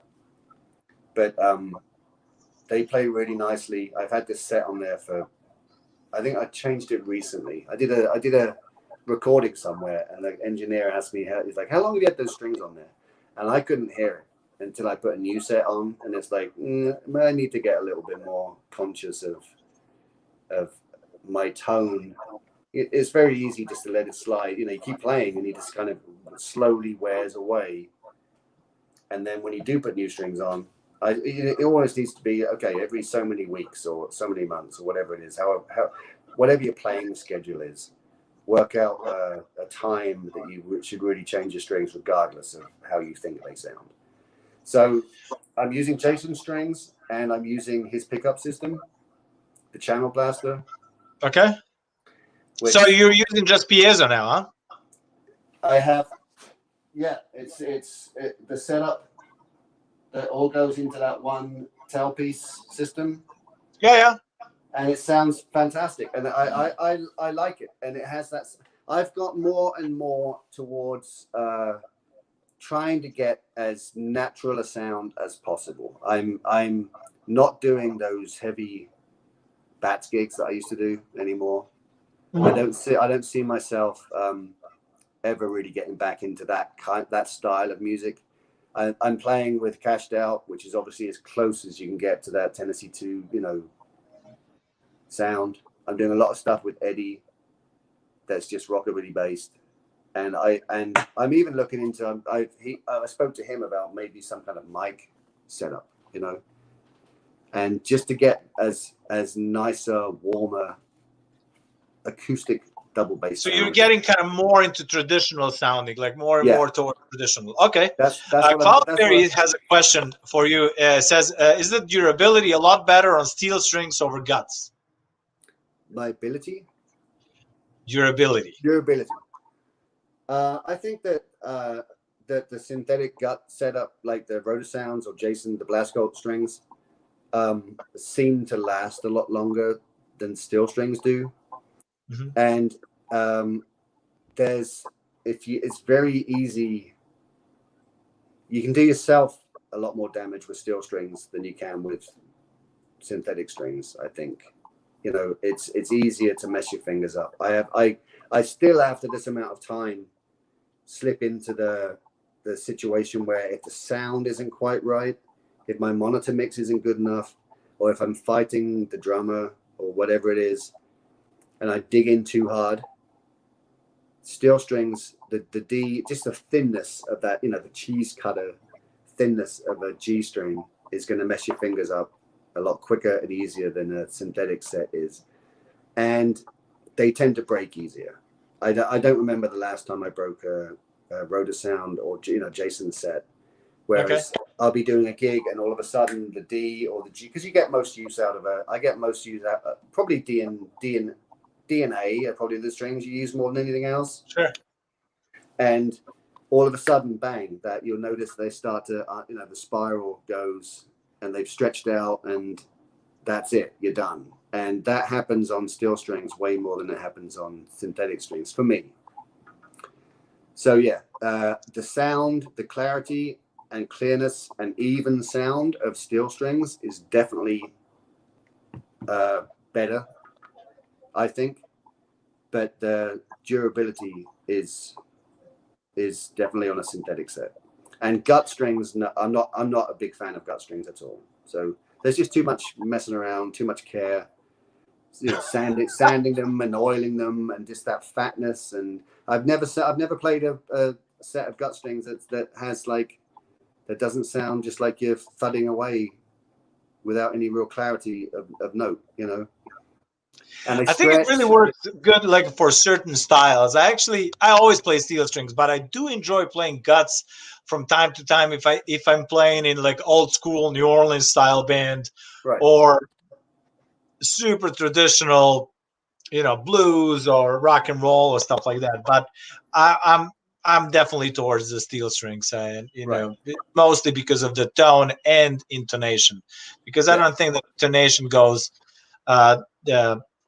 it's that good on any other type of strings, and especially if you want to play with the bow. So do you play with the bow at all? Now and then. I did some stuff on, it wasn't the Batz album, it was the Hancock's album that was kind of the US version of the GUANA BATZ. Okay. We didn't want to call it GUANA BATZ because it wasn't involving Stewart, and so Pip's last name is Hancock's, and so that's how that album came about. And there was one or two tracks on there that I did a little bit of bowing on. Okay, cool. And then that was when I had steel strings on there too. You can't. It's night and day, that the sound you get. And I need to do more. Actually, I got my bow out last night and put some rosin on there and kind of messed around a little bit. Nice. Because isn't that the best way for your intonation too, for you to hear exactly what you're playing? If you're bowing and your finger's not in the right place, it sounds horrible. Absolutely, I agree. And that's the strength and making you hold that note down, and also getting the correct note, the intonation perfect, and one note to another note. You can't beat a bow, you know. And it's kind of foreign for guys like us, you know. It's like it's not normally in your bag of tricks but just by yourself, woodshedding and rehearsing, or practicing, not rehearsing but practicing, which everybody needs to do, then bowing is fantastic for that. I would say bowing is essential, you know, to build a good intonation. I always suggest that Before we go any further, like you have a question from Desert Psychobilly 25. Where did you score those awesome eyeglass frames? I think she's called the Sunglasses Lady. I'll find out. Maybe I'll find out where I got them, and I'll let you know so you can put it on here for Desert Psychobilly 25. They're Topeka glasses. They're the same frames that Buddy Holly and Roy Orbison and Esquivel had. These are like the original ones, you know, they're the real deal. Okay, cool. But these ones, I had a black pair that I just got on eBay, I think. And they were a little bit too small. They were just like a large size. And I've got a big old melon. So I had to get the extra large size because my head was starting to, you know, I was getting squashed. So, and I figured I'm not going to go for the full-on Buddy Holly thing. These are like I don't know what you call that, like leopard, like a zebra kind of thing. But yeah, thank you. I like these. I get a lot of compliments on them. But unfortunately, I'm at the point now where I can't do any. If it was like this, it'd be like I can't. You do the James Dean look. Yeah, exactly. So yeah, I need Jack Eddington is asking you, Johnny, have you got any crazy touring stories with Pip and the Bats? Not that I think I should really. Is there any kids listening? I don't know. I mean, that's the band that I did the most touring with, and there was definitely some like. I remember this gig that we did. Well, Pip and I were both living over here, so we flew back, and we did this gig. And Pip said Pip didn't drink for ages, and most of the time that we were playing, he didn't drink anything, alcohol-wise. And one night he said, "Hey, Bowles, what should I think I'm going to get drunk tonight. What should I have? You know, that's going to be easy." And I said, "I don't know, rum and black or Jack and Coke or something. You know, had some sweetness to it." And he got so shit-faced drunk, like before the gig. And it was one of the best gigs we ever did, because it was just like, you know, we did songs that we hadn't done forever, songs that we'd never done. But the whole night was bizarre. John Buck was playing for us back then, and him and I would get on stage first and start some kind of introduction, whatever song we were playing, like a, you know, drum, tom pattern, and, you know, triplets on the bass, and just kind of a rhythmic, jungly kind of drum thing going on. And Stuart came on with his guitar, and there was maybe 3 or 4 foot of like dry ice or fog. They had the fog machine going to build up the atmosphere. Stuart stepped on the stage and instantly slipped on a beer that the previous support act had left, and just disappeared in this puff of dry ice or fog. And then Pip, and so that was the initial, like, you know, John and I are trying to hold it together and not laugh so much. He's laid on the floor, put his back out, still playing guitar. And then Pip came up, shit-faced drunk. And it was, you know, there's something when you're playing in a band that, like, for that amount of time, and every gig kind of turns into the same gig to some extent. You know, the set is pretty much the same set for 30 years. I was with that band for 31 years, I think. And there wasn't a whole lot of variety. And when you have those nights where everything is off the table all of a sudden, you know, that was fantastic. But yeah, Bats had we had some great times on the road. Japan, we went to Japan. I mean, no crazy stories, but just the change of, you know, touring around Europe forever and then getting to go somewhere that was that different was fantastic. Brazil, we did Brazil. I saw my first dead person in Brazil. I had my gun pulled on me in Brazil, which was kind of crazy. That was with the GUANA BATZ. Yeah, I don't know. Oh, that sounds pretty crazy. I love touring Latin America. I love touring Brazil. It's fun times. People are very passionate about rock and roll. it's crazy. We went to Brazil.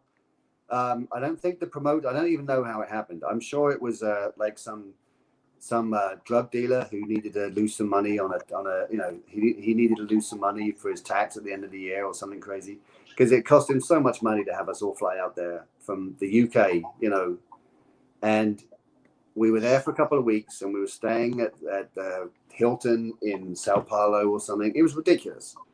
And there was press there. I remember the first morning we got up and we did this interview around the pool. And you're used to doing nothing in the UK at that point. This was probably 89. There was no interest in psychobilly anyway, from the music press, and especially by the end of the 80s. And it was like, it was crazy for us to get that much attention. And we did matinee performances and evening performances, and after the show we'd go and do a late night music, whatever their version of the Tube or late night music show. And I missed out on going back there. Pip didn't tell me.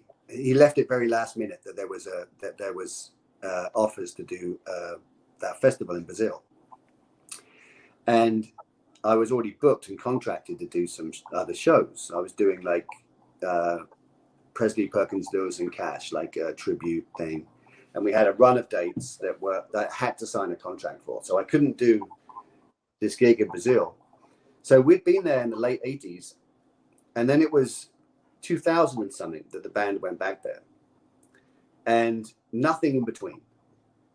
And Pip said that everybody in the audience knew the words to every song, and it was unbelievable. It was like just the fact that you'd made that effort to go that far to perform for them. And apparently those TV shows we did, there wasn't a lot of bands like us. I mean, we were one of the earliest bands of our size, of that kind of an underground scene, to go over to somewhere like that.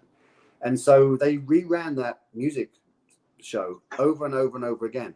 So kids who were into that scene grew up, or into any scene that wasn't, Rod Stewart or Elton John or whoever goes to Brazil.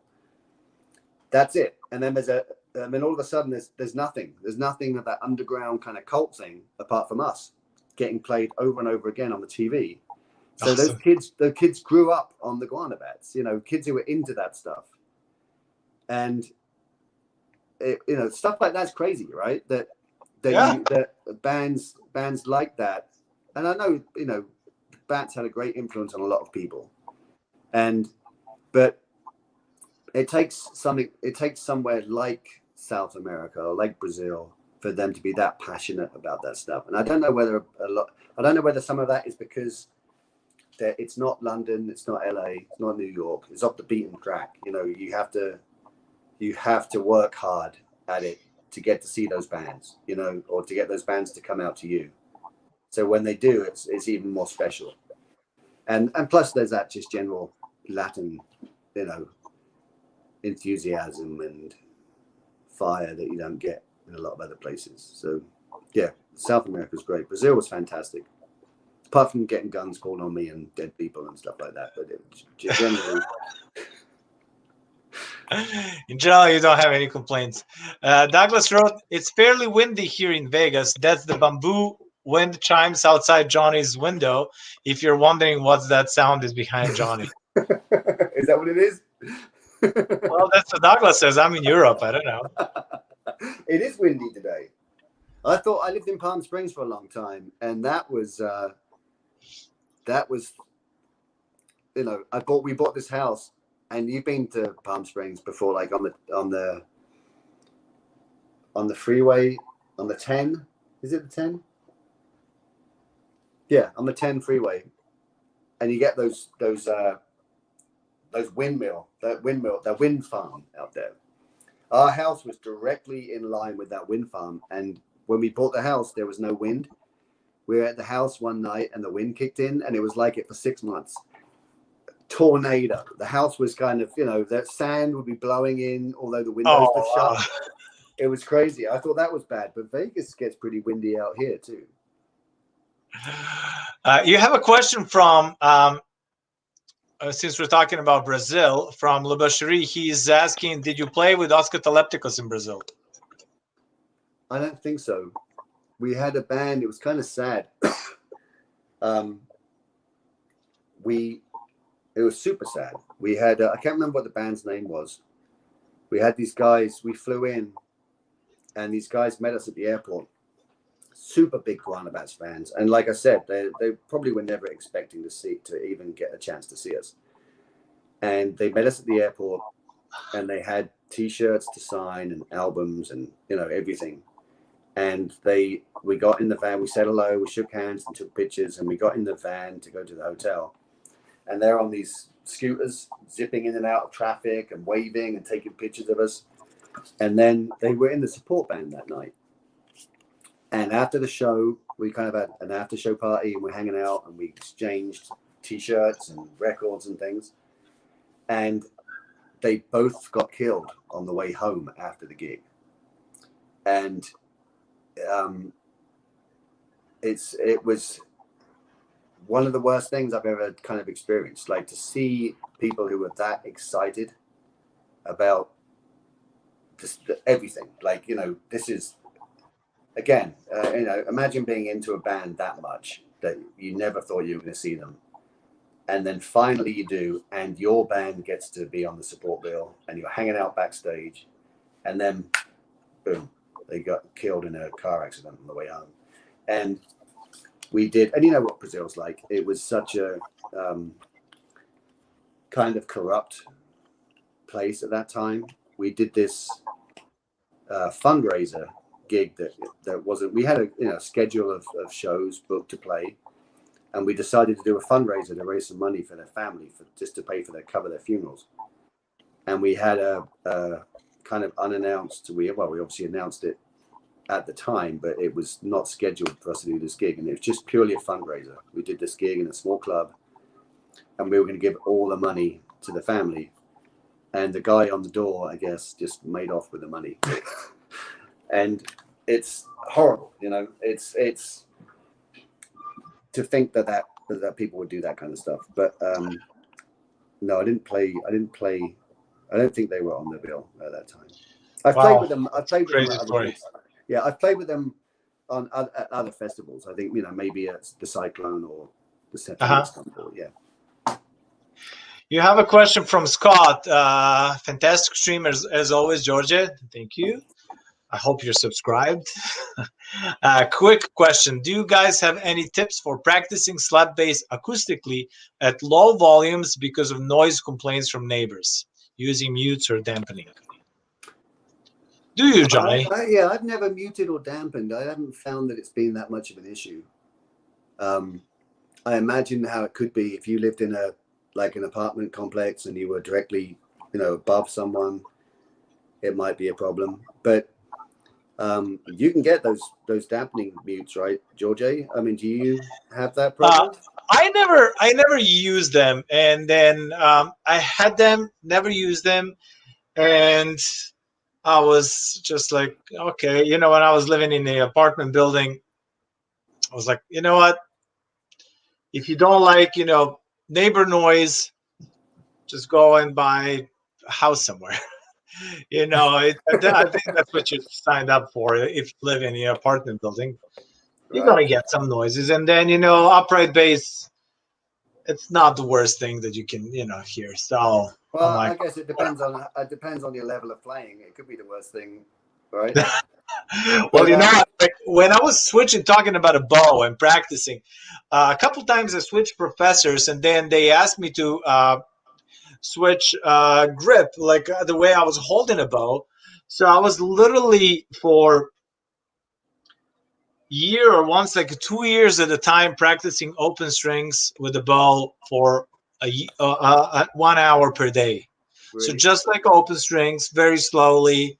So that was probably not that pleasant. Yeah, I would. Yeah, I was practicing kind of a lot. Like I was doing open strings for an hour, then scales for an hour, then like etudes for an hour, and then I would start actually practicing what I was supposed to play, like sonatas and concertos and stuff like that. But it was so I guess the open string part was not that pleasant to neighbors. I wonder if he's had. I mean, has he had complaints? Do you think, or is he just being super cautious? Like, is he a nice guy? Scott? Well, I don't know. Like, this was everything I read. That's what he said. So yeah, I mean, I know. I mean, you know what it's like. Some neighbors will be on no matter what you do. sure. He could be in a padded room with his dampener or his mute on there, and still someone's going to complain about something. Sure. But, I mean, I imagine even if it's just like a tea towel or something like that wrapped around the strings. If it's just to get, rather than the notes, if it's really to get your hands to work, then just mute it as much as you can. I mean, you can get those mutes. I've never used them. I haven't been in a position that no one's ever complained to me about playing. But I imagine if you just wrap a tea towel around the bridge or something, if it's just, that would work. Probably, yeah. I agree. So I forgot to ask you about your amps. What is your preference? I had for a long time Hughes and Kettner 215. It was like a 600 or 650 watt thing. Had 215s and a horn in it, and that was like by far the best sound I ever had.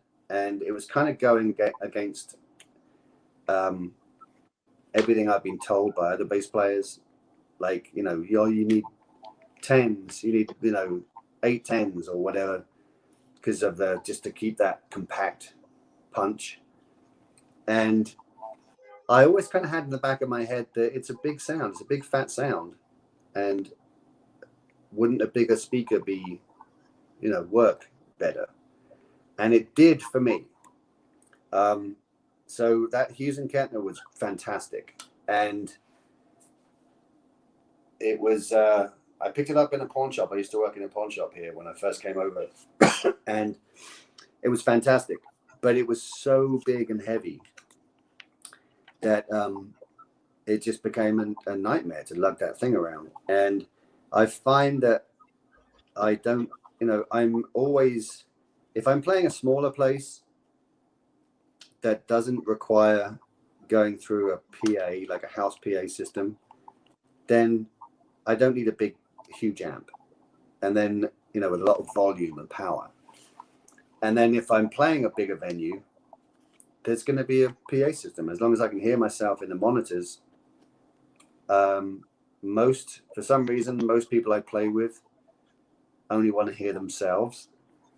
They're not bothered about having too much of anything else in their monitor system. I always like to have a little bit of everything. I like to see what everyone's doing. And I like to have as low a volume as possible on stage, just for that, so you're not fighting that, just all that volume. It's nice to be out front and hear a loud band, but as far as on stage, and as long as you got a guitar player who's willing to understand that, then normally you're okay, or a drummer who's not too loud. But if you can compete with drums normally, then that's not a bad thing. So now I have one of those Ampeg, the one you borrowed last weekend. Did you like that flip top? Oh yeah. Thing? I was just, I guess it was all right. What was it? One of those B15s? Yeah. Okay. Yeah, actually, I had very similar amp, also Ampeg, and then I thought it was good, and I still have that one. I mean, I use orange, but I actually do like Ampegs as well.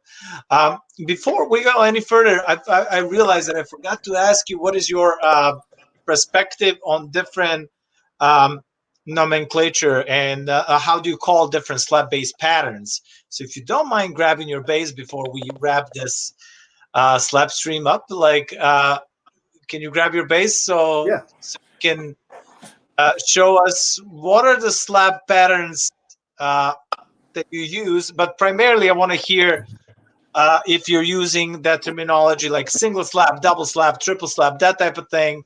Yeah, And I was watching I was watching one of your shows where that came up, and I think we probably have a slightly different opinion of things. I mean, if you're slapping, then to me that's a single slap. I know you get that note, but to me that's the slap, right? But I think you call that a double slap, right? Like that is a single slap to you, and that's a double Exactly. That's a single slap. You know, as long as you basically slap the bass, I count those as slaps. And basically, what I want to say, I count the slap of the string and count the slap of the palm. Yeah. No. I don't do that. If I'm doing a single slap, that's it. I mean, that's so how do you call when you just slap the string without that back slap, palm slap? And you're not really slapping, you know. So that's not slap? I guess it is. I guess it's a slap because it's not this. Yeah.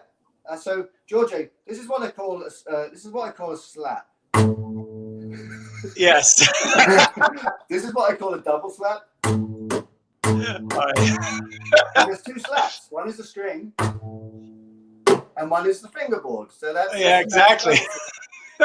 Obviously, right? And then this is a triple slap because there's 1, 2, 3. Now, whether this is a triplet. I mean, both of those I call triple slaps, but the first one is a gallop because it's basically 1 8th note and 2 16th notes. And the other, the one that you played after that, I call it a triplet. Triple slap, but it's a triplet. We're exactly on the same page. All right, I'm glad to hear that. Like, and I can't do that one. You know the palm. Sure. I've never been able to do that. And I don't know why it is. And some things I can't do. I couldn't wiggle my ears when I was a kid, and I spent months learning to do it, and eventually I learned how to do it. Uh-huh. And you know that fart noise under your armpit? I couldn't do that forever. And I practiced, and I finally learned how to do it. And that palm thing, I get it, but I've never been able to do it. I just do that roll. You know that? Yeah. And that works for me. It's the same thing, right? It's exactly the same. Sounds the same, yep. Same result, but a different technique. Yes. Yeah, and that, to me, I mean,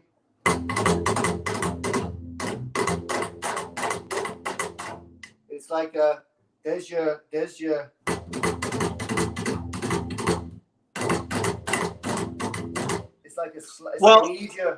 like an easier way of doing the same thing, but the palm thing to me is totally different. I've just never been able to get my head around that.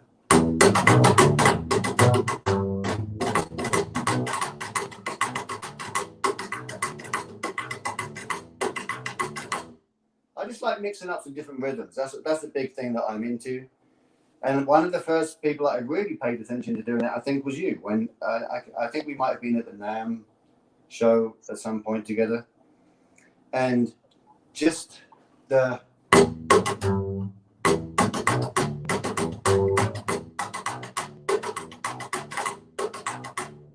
leaving that emptiness there sometimes is great, rather than just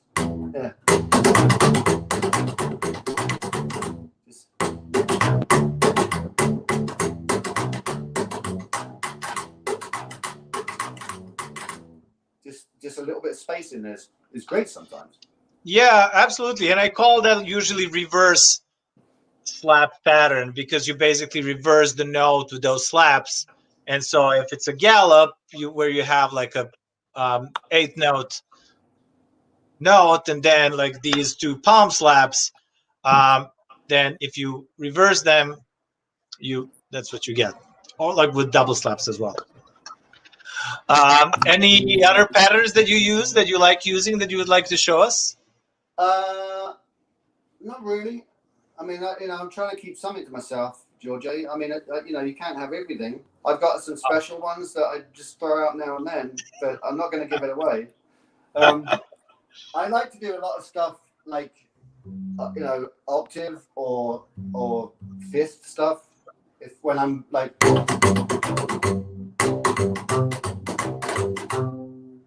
or rather than mix up the pattern. If you're used to playing a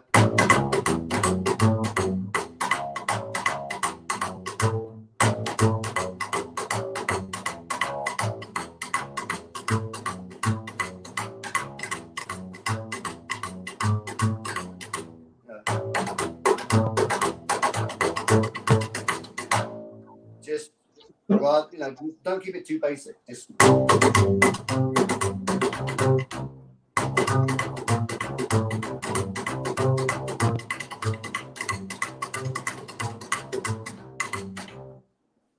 it's very easy just to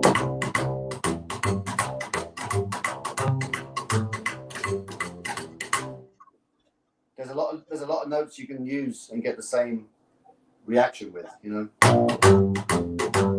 Obviously it depends what you're playing. I mean, that's very old school kind of Hopalong Cassidy type stuff, but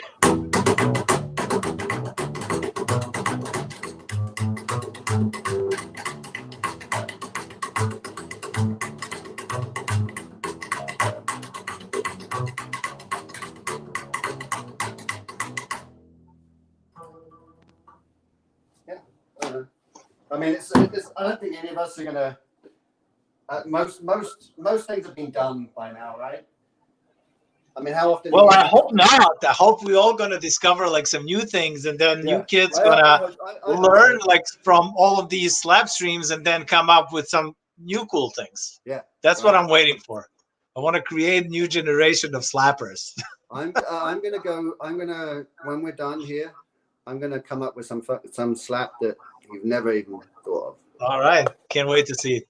Can't wait to see it. Hey, so what about you? I had COVID already. I know that you had COVID. Yeah, that's why I subbed for you. Yeah, and it was kind of an eye opener, I think, for me. Luckily, I didn't get it that badly, and I know I isolated myself for 10 days, and I probably was definitely physically okay to do that show that Eddie had you do, but I didn't want to put anyone else in any kind of, in harm's way. But it's definitely been a weird year, right? This last year. It's crazy. That's why I had to create the Slapstream. What's it like back at home for you? What's the situation been over there as far as COVID is? Well, I arrived to Serbia yesterday. So, I was in LA. I actually enjoy it in LA. I go to the beach, go do, all kinds of stuff. I'm working like to finish some of my albums, my solo albums that I've been, and it's plural. And how many solo albums are you doing, Djordje? Well, there's like 3 different projects that are kind of, so that I'm thinking like if I'm gonna do it as like singles or this, so I have like a little team of people that are helping me out with it. So because I don't want to be focused just in rock and roll. I have like this rock and roll and English project that I have like one thing that I want to do that it's, I guess, more pop, but it's still rock and roll in Serbian, and there's that third one where it's most instrumental, where I combine all the music styles that I like, but it's also, from surf and boogie woogie to Turkish classical music, Arabic music, to some Middle Eastern stuff, to Balkan music, to odd time signatures. And I have a band that I use when I play here in Europe, and it's a piano, drums, and guitar.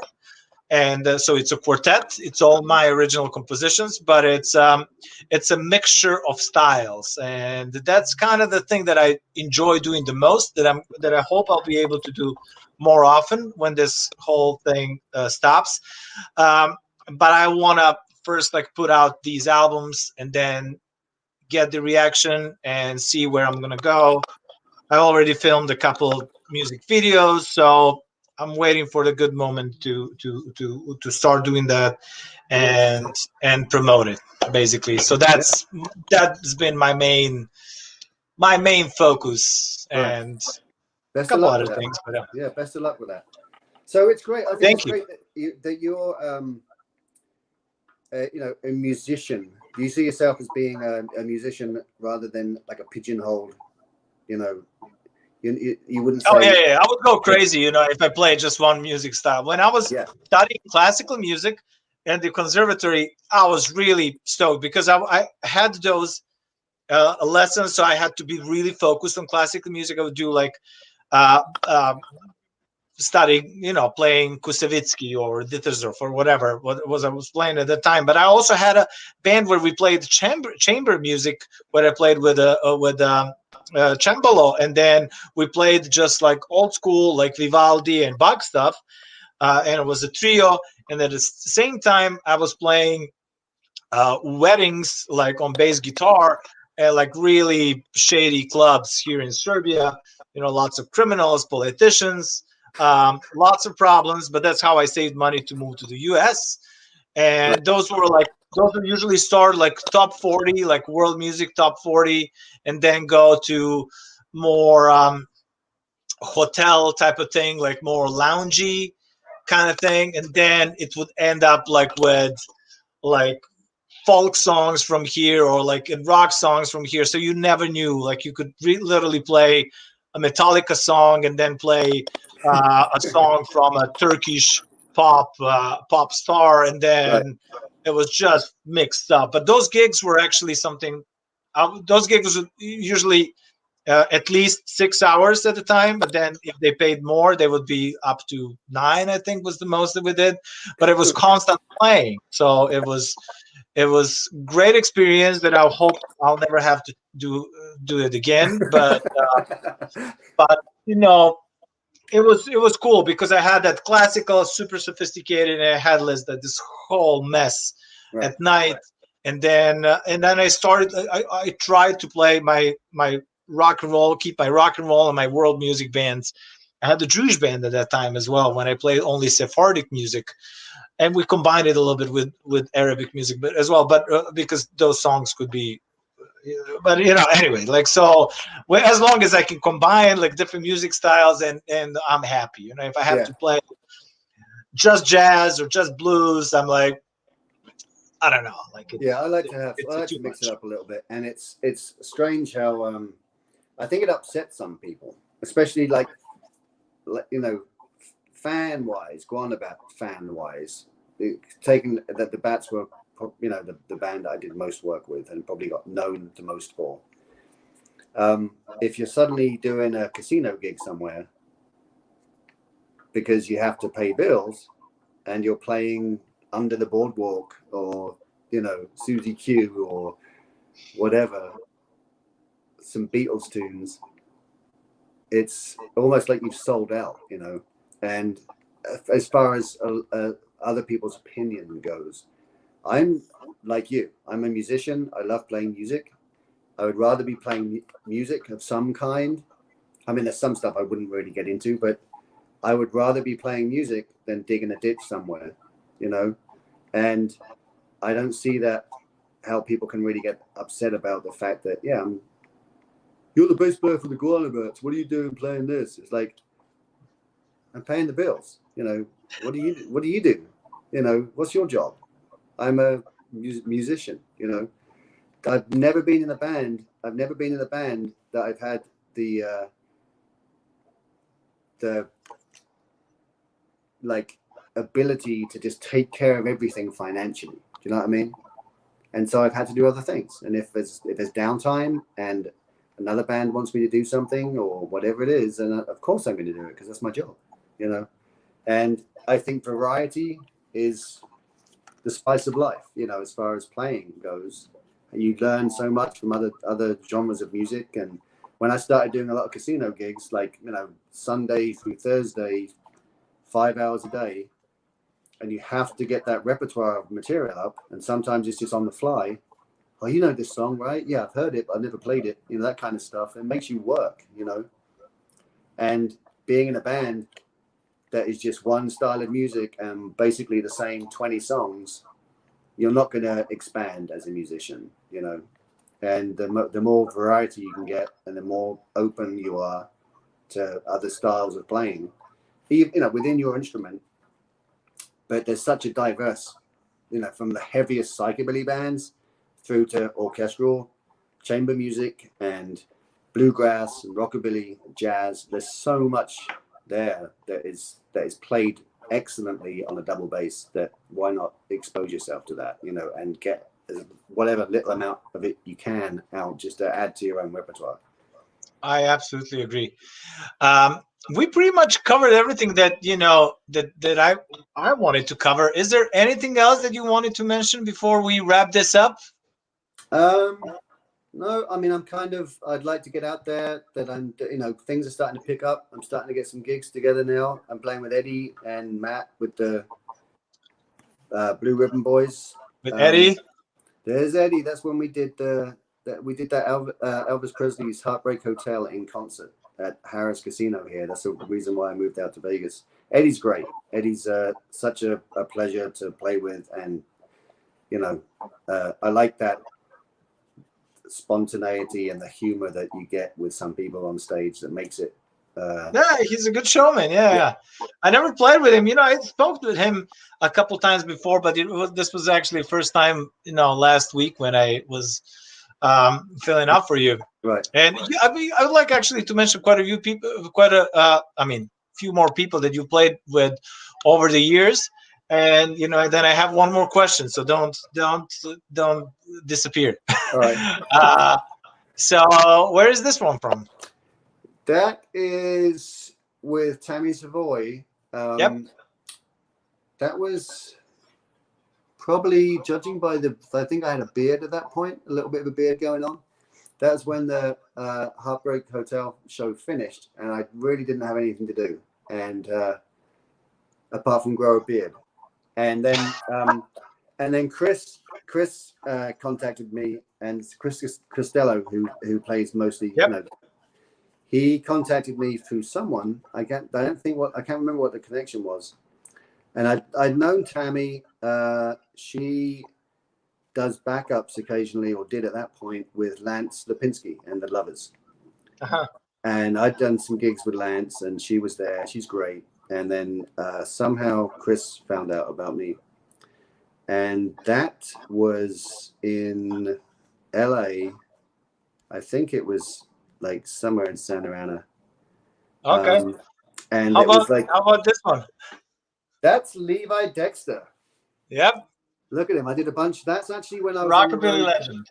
Yeah, Rockabilly Legend. And I think that's one of his songs, isn't it? Rockabilly Legend, maybe. It sounds like it might be.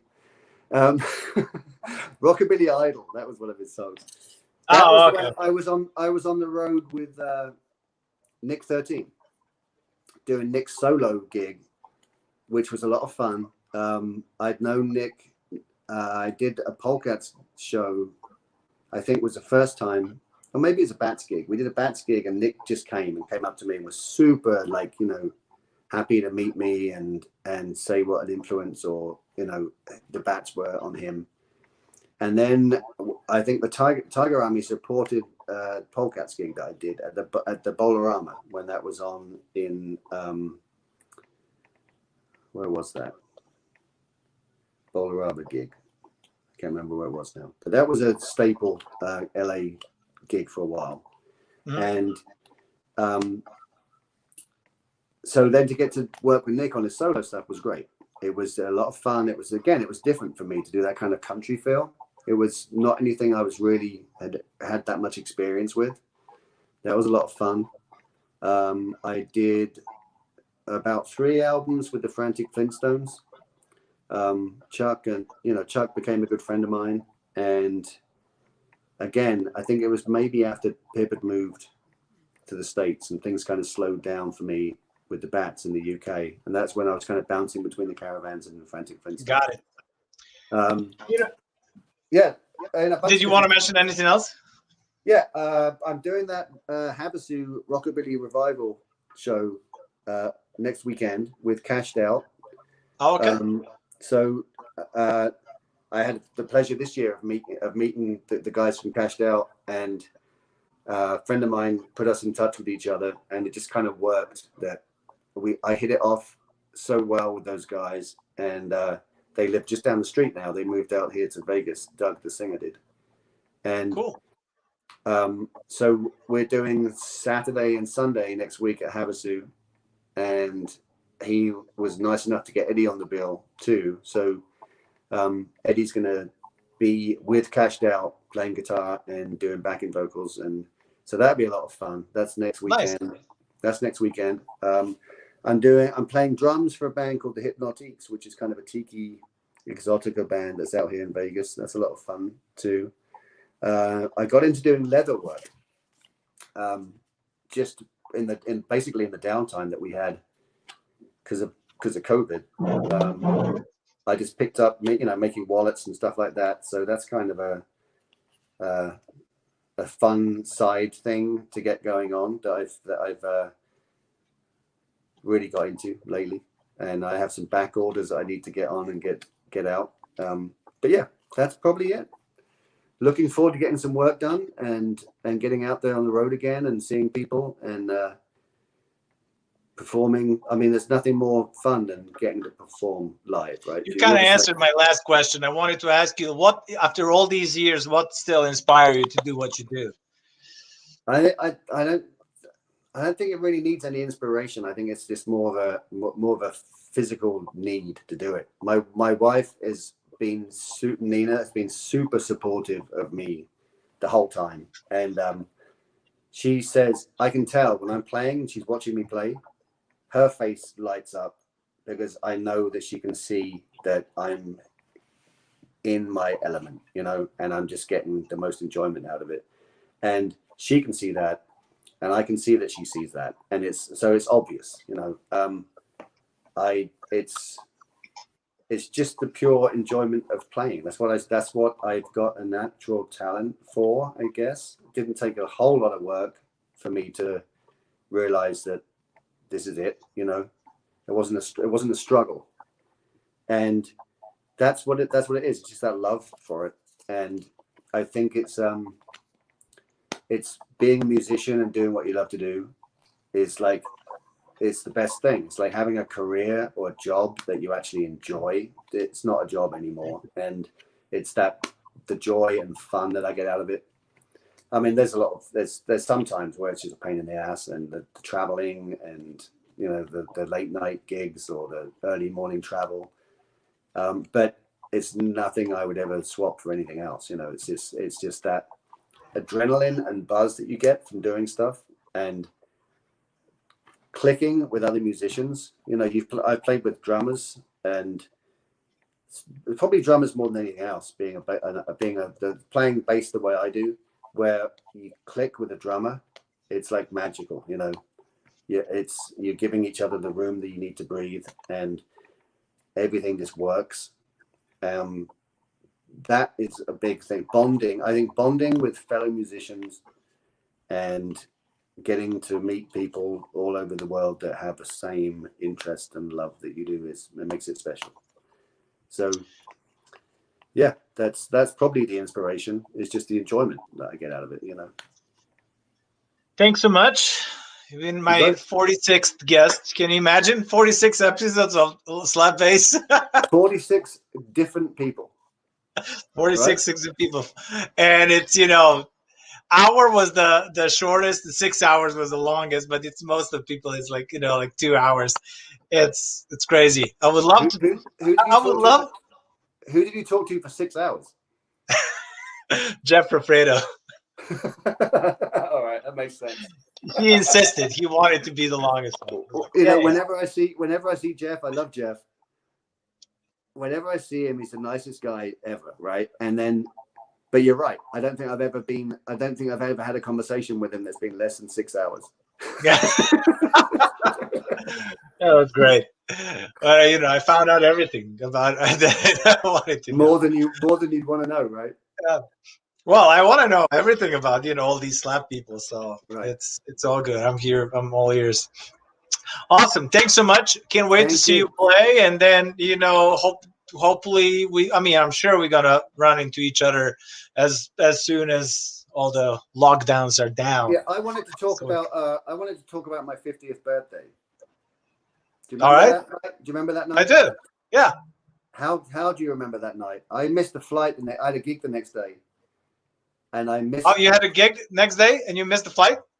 Yeah, my wife said to me it was like 5 o'clock in the morning, and somehow we'd managed to keep awake that night. And you were there, Jason was there. Yeah. My wife was a couple of other people at Glasgow.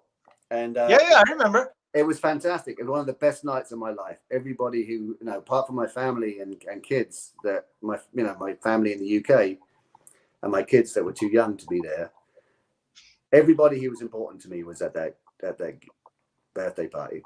And we missed. I had a gig the next day that I was flying out to, and I was like, I'm in Irvine, and LAX is just down the road.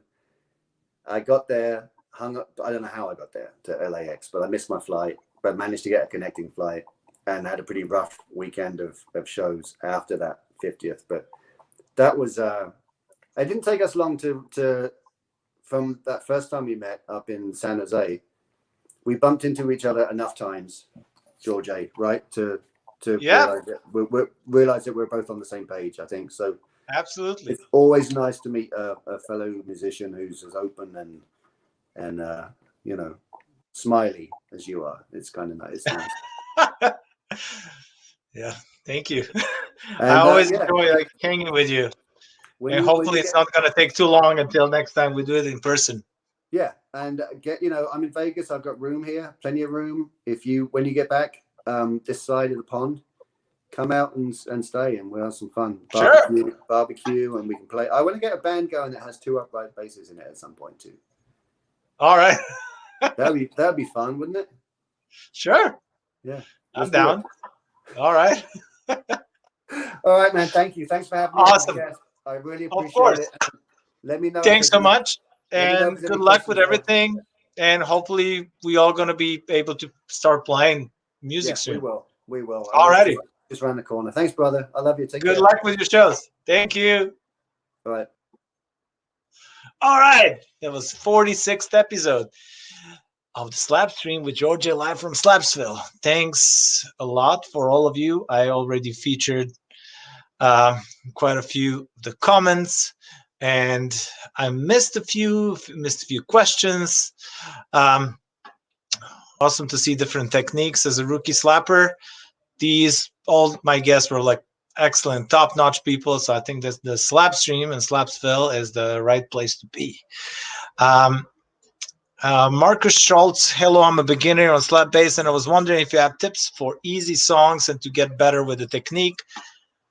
Start with Will Black. That's probably the best start if you're into rock and roll. Besides that, I would highly recommend that you go to artofslapbass.com. If you're a visual person, here it is, artofslapbass.com, and then you can find lots of information over there. And subscribe to my channel, subscribe to Slapstream. And then let me see who else. I think that I featured everyone that I was supposed. Oh, Douglas, by the way, Djordje, how do you pronounce your last name? It's Stijepovic. Stijepovic, if that helps at all. What else? Djordje, you really are keeping the very important and many times overlooked by the general audience bass, more specifically the upright doghouse. Thank you. That's been pretty much my life.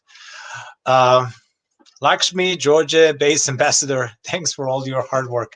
Thank you, Lakshmi. I have to get you on the Slapstream. Johnny was very highly talking about you. Number 50 in a month. I hope so. You never know what's going to happen. Tea and cake for the soul. Really enjoyed this. Thanks, guys. Wayne Lemish, thanks, Djordje and Johnny for the great Slapstream. Douglas, cool. Thanks. All right. Thank you all. You've probably seen my shirt. If you dig the shirt, go to the artofslapbase.com store and get one. You just have to be patient because I'm not going to be able to send you one in a couple weeks. I have to go back to the States. I have to go back to the real Slapsville, and then I'll do that as soon as possible.